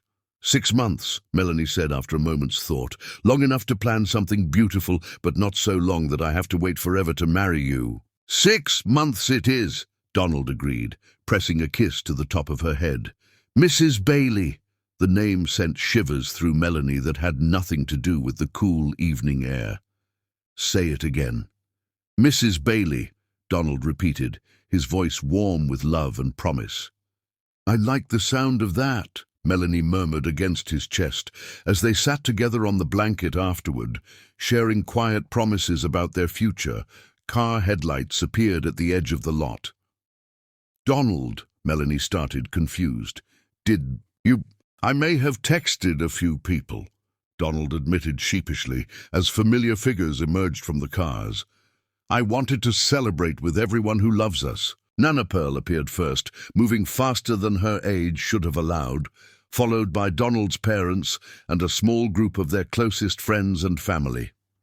"Congratulations," called Jasmine, holding up a bottle of champagne. "We've been waiting in the parking lot for 20 minutes. You all knew." Melanie laughed through her tears. "Honey, this boy asked my permission 3 weeks ago," Nana Pearl said, pulling them both into fierce hugs. "Did you really think I could keep that secret?" "Without backup?" The impromptu celebration was perfect in its simplicity. Champagne shared from plastic cups, Nana Pearl's cake served on paper plates, and the warmth of family surrounding their newly engaged happiness. "I can't believe you all hid in the parking lot this whole time," Melanie laughed, accepting hugs and admiring her ring for what felt like the 100th time. "We got here right as Donald was getting down on one knee," Jasmine said with tears in her eyes. "It was the most romantic thing I've ever seen. We were all crying." "Even my dad," Donald added, nodding toward his usually stoic father, who was deep in conversation with Nana Pearl and looking suspiciously emotional. As the impromptu party wound down and their loved ones began to head home, Donald and Melanie found themselves alone again under the string lights, engaged and overwhelmed, and happier than either had ever thought possible. "This was perfect," Melanie said softly, leaning against Donald's chest as they watched the last car disappear down the street. "The proposal, the surprise, all of it, perfect." "It was, wasn't it?" Donald agreed, pressing a kiss to her temple. "Though I have to admit, I was terrified you'd say no." "Never," Melanie said firmly. "I've been yours since that first day in the coffee shop. It just took me a while to realize it." "Come on," Donald said, standing and helping her to her feet. "Let's go home and start planning our wedding." "Our wedding," Melanie repeated, testing the words and finding them perfect. "I can't wait to marry you, Donald Bailey." "I can't wait to marry you too, Melanie Rose Washington," he replied. "Though, I suppose it'll be Melanie Rose Bailey soon enough." As they packed up the blanket and lanterns, both of them stealing glances at the ring on Melanie's finger and marveling at how much their lives had changed in the space of a single evening, they knew they'd remember this night forever. The night they chose forever. The night they promised each other always, the night they decided to build their future together on this very spot. 3 months of separation had only proven what they'd known all along.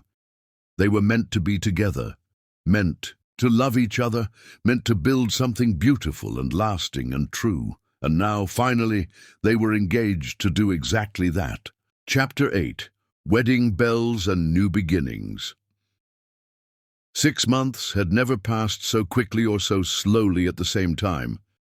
Melanie stood in the bridal suite at the Chicago History Museum, staring at her reflection in the full-length mirror, while Jasmine and 2 of her fellow nurses from Children's Memorial fussed with the delicate buttons running down the back of her dress. The gown was perfect, flowing ivory silk with a fitted bodice and a skirt that moved like water when she walked. It had belonged to her mother, carefully preserved by Nana Pearl, and altered to fit Melanie's slightly smaller frame. "You look like an angel," whispered Amy, one of the young nurses, tears already gathering in her eyes despite the ceremony still being an hour away. "Don't you dare start crying yet," Jasmine warned, though her own voice was thick with emotion. "We haven't even done your veil."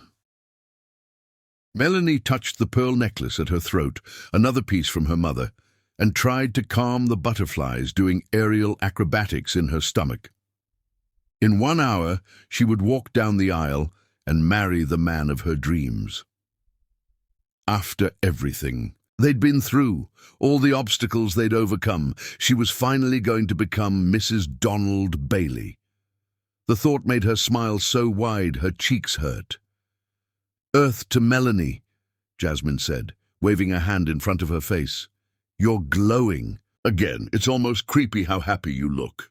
"I can't help it," Melanie laughed. "I get to marry Donald in an hour. How am I supposed to contain this much joy?" A soft knock at the door interrupted them, and Nana Pearl's voice called out, "Can an old woman come see her granddaughter?" "Come." "In Nana," Melanie called, turning toward the door. Nana Pearl stepped into the room, wearing a beautiful lavender dress and a hat with a small veil that made her look elegant and timeless. But it was the expression on her face that made Melanie's breath catch. Pure love mixed with bittersweet memories and overwhelming pride. "Oh, baby girl," Nana Pearl whispered, her hands flying to her heart. "You look just like your mama did on her wedding day." The words hit Melanie like a gentle wave, and she felt tears threaten despite her careful makeup. "Really?" "Really," Nana Pearl confirmed, moving closer to take Melanie's hands in her weathered ones.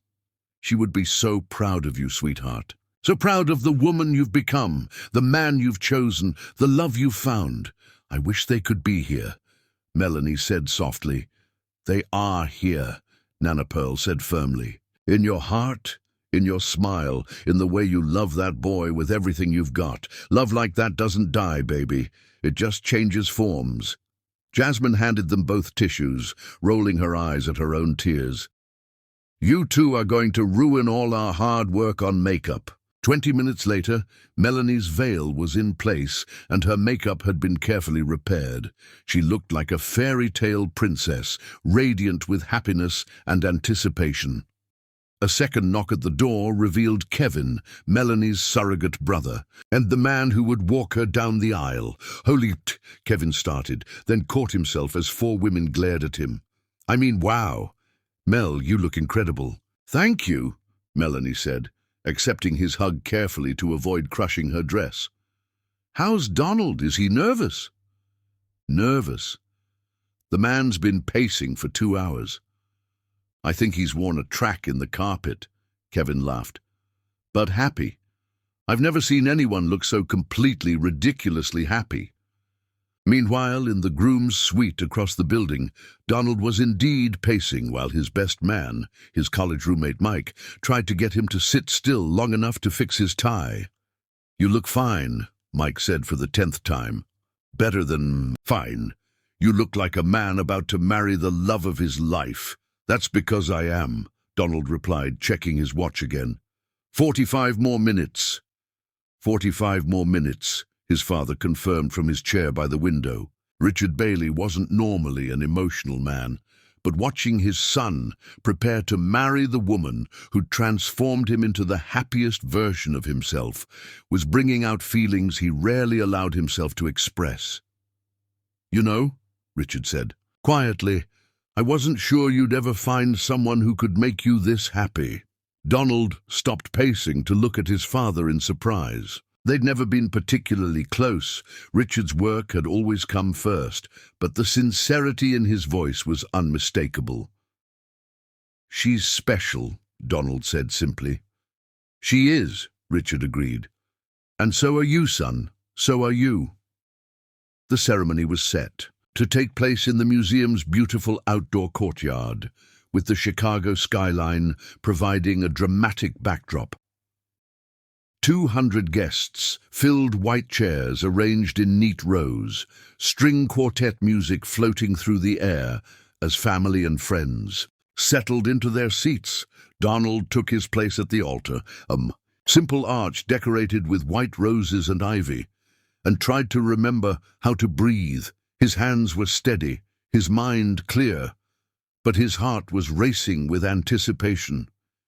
In just a few minutes, Melanie would walk through those doors, and there, real life together would begin.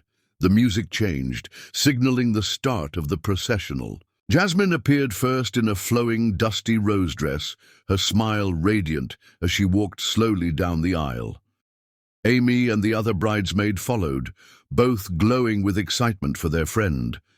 Then the music swelled into the opening notes of "At Last," and Donald's breath caught in his throat. Melanie appeared in the doorway like a vision, her arm linked through Kevin's, her face luminous behind the delicate lace of her veil. The dress moved around her like liquid moonlight, and the afternoon sun caught the pearls at her throat and made them gleam. But it was her smile that undid him completely. She was looking directly at him as she walked down the aisle, her eyes bright with tears of joy and love so pure. It took his breath away. He felt his own tears start to fall and didn't even try to stop them. Let everyone see how much he loved this woman, how grateful he was that she'd chosen him, how amazed he was that this moment was real. The walk down the aisle felt eternal and instant at the same time. Melanie was dimly aware of their guests rising, to their feet, of cameras flashing and people crying, but all she could see was Donald waiting for her at the altar. He looked devastatingly handsome in his black tuxedo, but it was the expression on his face that made her knees weak. Pure, overwhelming love, mixed with awe and gratitude and the kind of joy that changed everything. When they reached the altar, Kevin placed Melanie's hand in Donald's with a kiss to her cheek and a whispered, "Be happy, little sister." "Dearly beloved," the officiant began, but Donald barely heard the opening words. He was lost in Melanie's eyes, in the feel of her hand in his, in the reality that they were finally here, finally doing this, finally making it official. The ceremony passed in a blur of traditional words and personal touches. They'd written their own vows, and when the time came to recite them, both Donald and Melanie's voices were thick with emotion. "Melanie Rose," Donald began, his voice carrying clearly across the courtyard, "you came into my life like sunshine, after a storm, bringing light to places I didn't even know were dark. You've taught me that love isn't just a feeling, it's a choice, a commitment, a daily decision to choose each other no matter what life brings."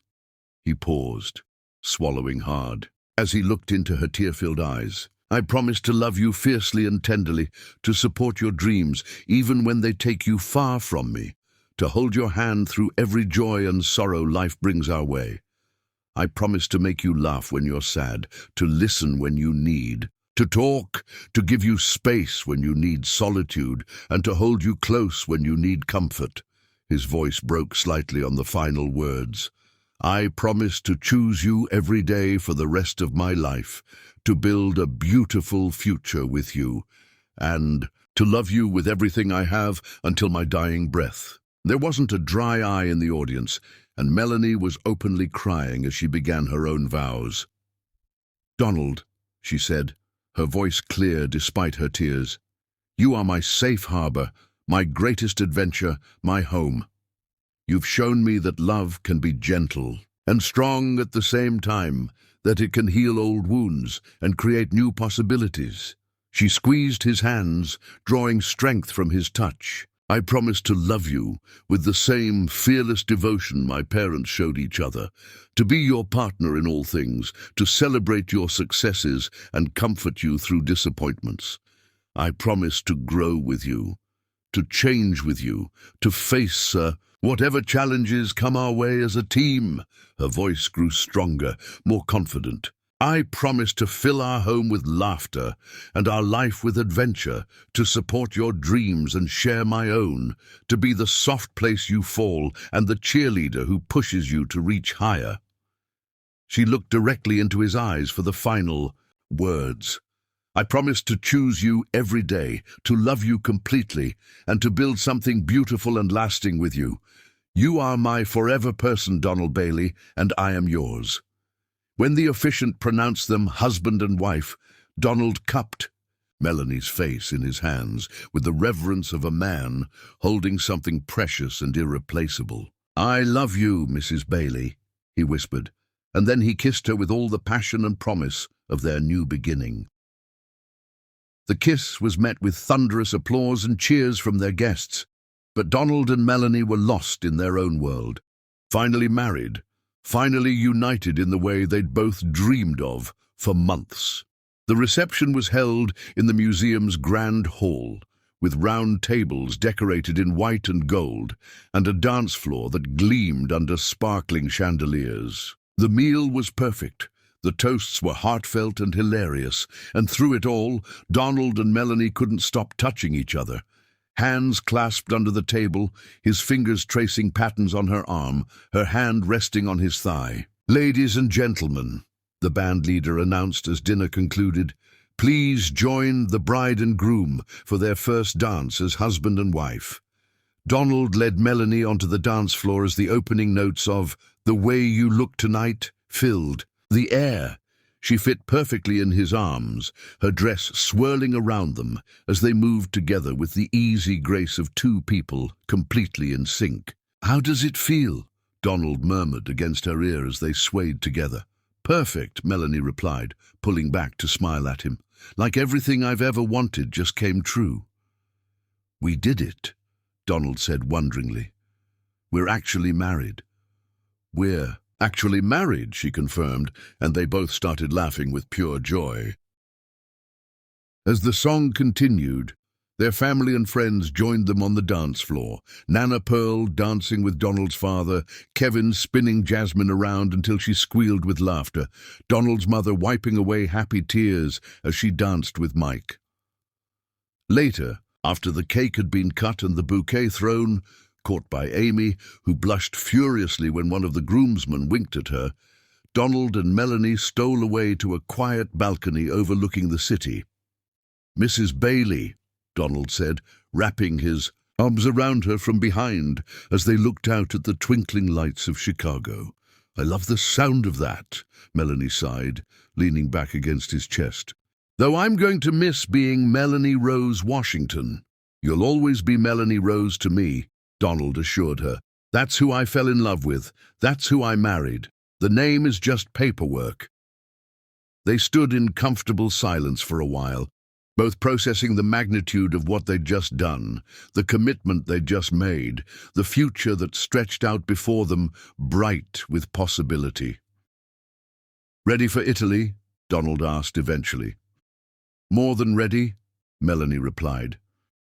2 weeks, with my husband in the most romantic country in the world. I can't think of anything better. Their honeymoon in Tuscany was everything they'd dreamed of and more. They stayed in a centuries-old villa, surrounded by vineyards and olive groves, spending their days exploring ancient towns and their evenings making love with the kind of passion that came from being completely, irrevocably committed to each other. Donald sketched the incredible architecture they encountered, while Melanie learned to make fresh pasta from the villa's elderly cook, Nonna Maria, who spoke no English but communicated perfectly through gestures and warm smiles. "Amore," Nonna Maria would say whenever she saw them together, pressing her hands to her heart and beaming at them with obvious delight. They visited Florence and Rome, climbed the tower in Pisa, and spent hours wandering through vineyards hand in hand, talking about their dreams for the future. Donald described the house he wanted to build for them, while Melanie shared her hopes for their eventual children, for the life they'd create together. On their last night in Italy, they sat on the terrace of their villa, sharing a bottle of wine, and watching the sun set over the rolling hills. "I don't want this to end," Melanie said softly, her head resting on Donald's shoulder. "It doesn't have to," Donald replied, pressing a kiss to her hair. "This is just the beginning, sweetheart. We have the rest of our lives to create moments like this. Promise?" she asked, looking up at him with eyes that held all the love in the world. "Promise," he confirmed, sealing it with a kiss that tasted like wine and wedding cake and the sweet promise of forever. As they flew back to Chicago 2 days later, both wearing wedding rings that caught the airplane lights and still glowing with honeymoon happiness, Donald and Melanie knew that their real adventure was just beginning. They were no longer just dating or engaged. They were married, bonded, committed to building a beautiful life together.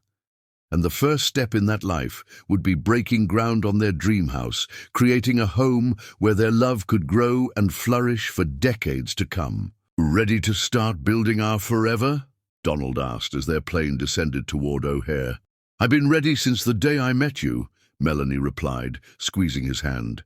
"Let's go home and start our life, Mr. Bailey." "I love the sound of that."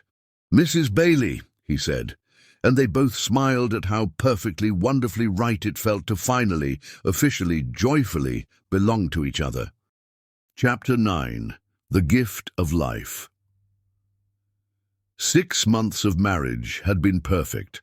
Donald and Melanie had settled into married life in their beautiful house. They'd been trying for a baby since their wedding night, but after 6 months without success, they wondered if something was wrong.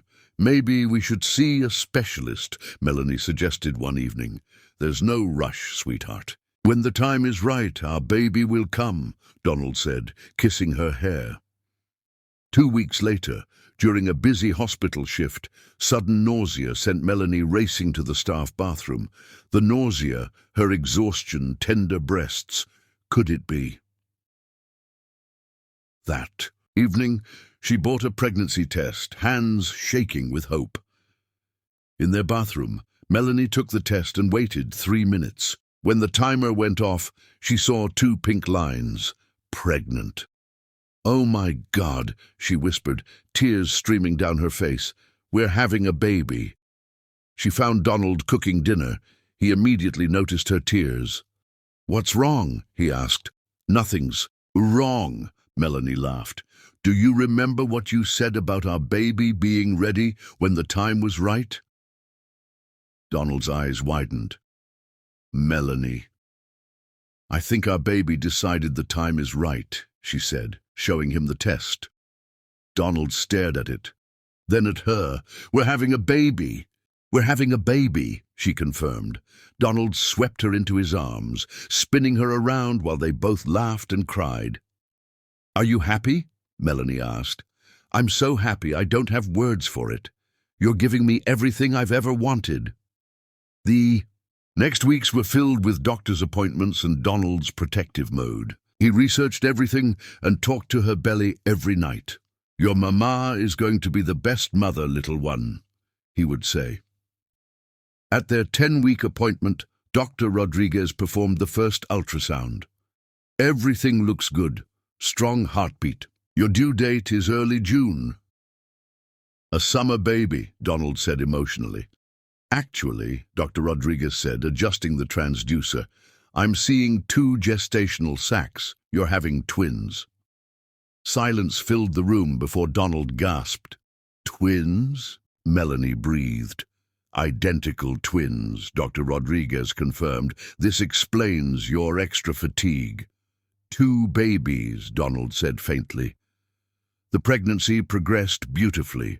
At 24 weeks, they learned they were having girls, and Donald cried, "Daughters," he whispered. "We're having daughters." 2 little girls who'll have you wrapped around their fingers, Melanie smiled.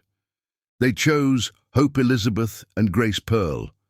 Donald built matching cribs and painted butterflies on the nursery wall.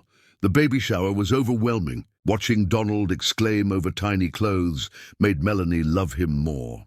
"They make clothes this small," he marveled. "You'll find out soon," Nana Pearl said. By 36 weeks, Melanie was ready to meet her daughters. "Listen, girls," she'd tell her belly, "your mama is ready to see your faces." "No, they're probably excited to meet us," Donald said. "I know I am." But Hope and Grace had their own timeline. At 37 weeks, Melanie woke at 2 a.m. with a sharp contraction. "Was that?" Donald asked, alert. "I think so," Melanie breathed as another hit. "Donald, I think it's time." Donald helped time contractions while packing their bag, called Dr. Rodriguez and Nana Pearl, then drove to the hospital. "We're going to meet our babies today," Melanie said through another contraction. "Today we become a family," Donald confirmed. Chapter 10. Double the Love. 18 hours of labor tested every ounce of Melanie's strength. Donald never left her side, holding her hand through every contraction, whispering words of love that gave her strength. "You're the strongest woman in the world," he murmured as another contraction peaked. "I can't do this anymore," Melanie gasped, exhausted. "Yes, you can," he said, his voice hoarse. "You're almost there, sweetheart." "I can see the baby's head," Dr. Rodriguez announced. "A few more pushes." With Donald's hand gripping hers, Melanie found strength she didn't know she had. At 6:47 a.m., Hope Elizabeth Bailey entered the world with a powerful cry that made both parents burst into tears. "She's perfect," Donald sobbed, staring at the tiny baby. "Melanie, she's absolutely perfect." "Is she okay?" Melanie asked breathlessly. "She's beautiful and healthy," Dr. Rodriguez said, placing Hope on Melanie's chest briefly, but Grace Pearl was ready to make her entrance. Here comes baby number 2, Dr. Rodriguez announced. 3 minutes later, Grace Pearl Bailey arrived quietly, her dark eyes wide and alert. "And there's our little observer," Donald laughed through his tears. "She's already taking everything in." "2 girls," Melanie whispered in wonder, touching Grace's tiny fingers. "Donald, we have 2 daughters." "We have 2 daughters," he confirmed, kissing first Melanie, then Grace's forehead. "Hope Elizabeth and Grace Pearl Bailey." The medical team worked while Donald cut umbilical cords with shaking hands and took countless photos. "Would you like to hold one of your daughters?" a nurse asked. Donald's face went pale. "What if I drop her? They're so small." "You won't drop her," Melanie said softly. "Donald, hold your daughter." The nurse placed Hope in Donald's arms. The moment his daughter settled against his chest, Donald's face transformed with wonder. "Hi, Hope," he whispered. "I'm your daddy. I've been waiting to meet you." Hope made a small sound, and Donald nearly lost his composure. "She knows my voice." "Of course she knows you," Melanie said through tears. Soon Donald was holding both daughters while Melanie recovered. He looked overwhelmed by the reality of being a father. "I can't believe they're ours," he said in wonder. "You're now the proud parents of 2 healthy baby girls," Dr. Rodriguez said. "Hope weighs 6 pounds 2 ounces and Grace weighs 5 pounds 14 ounces. Within an hour, they were in their recovery room with both babies sleeping peacefully." Donald hadn't stopped staring at them. "They're so tiny," he marveled. "How are they so perfect?" "They're perfect because they're ours," Melanie said softly. A soft knock interrupted them, and Nana Pearl appeared with tears in her eyes. "Can I meet my great-granddaughters?" she asked softly. Grandparents visited throughout the day, each more emotional than the last.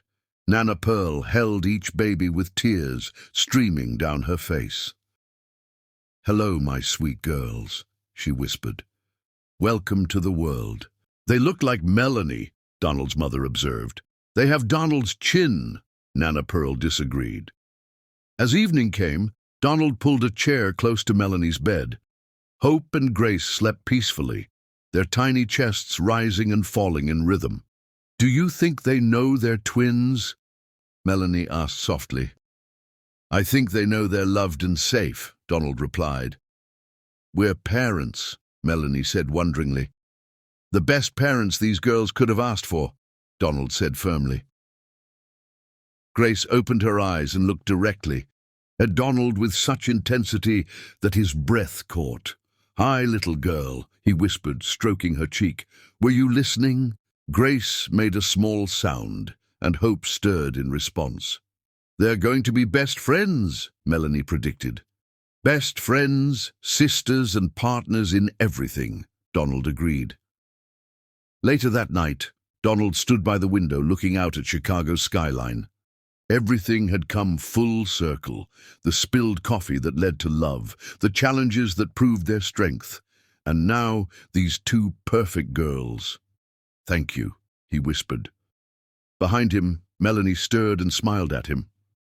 "What are you thinking?" "About," she asked quietly. "How it all led to this moment," Donald replied. "No regrets?" Melanie asked. "Not a single one," Donald said firmly.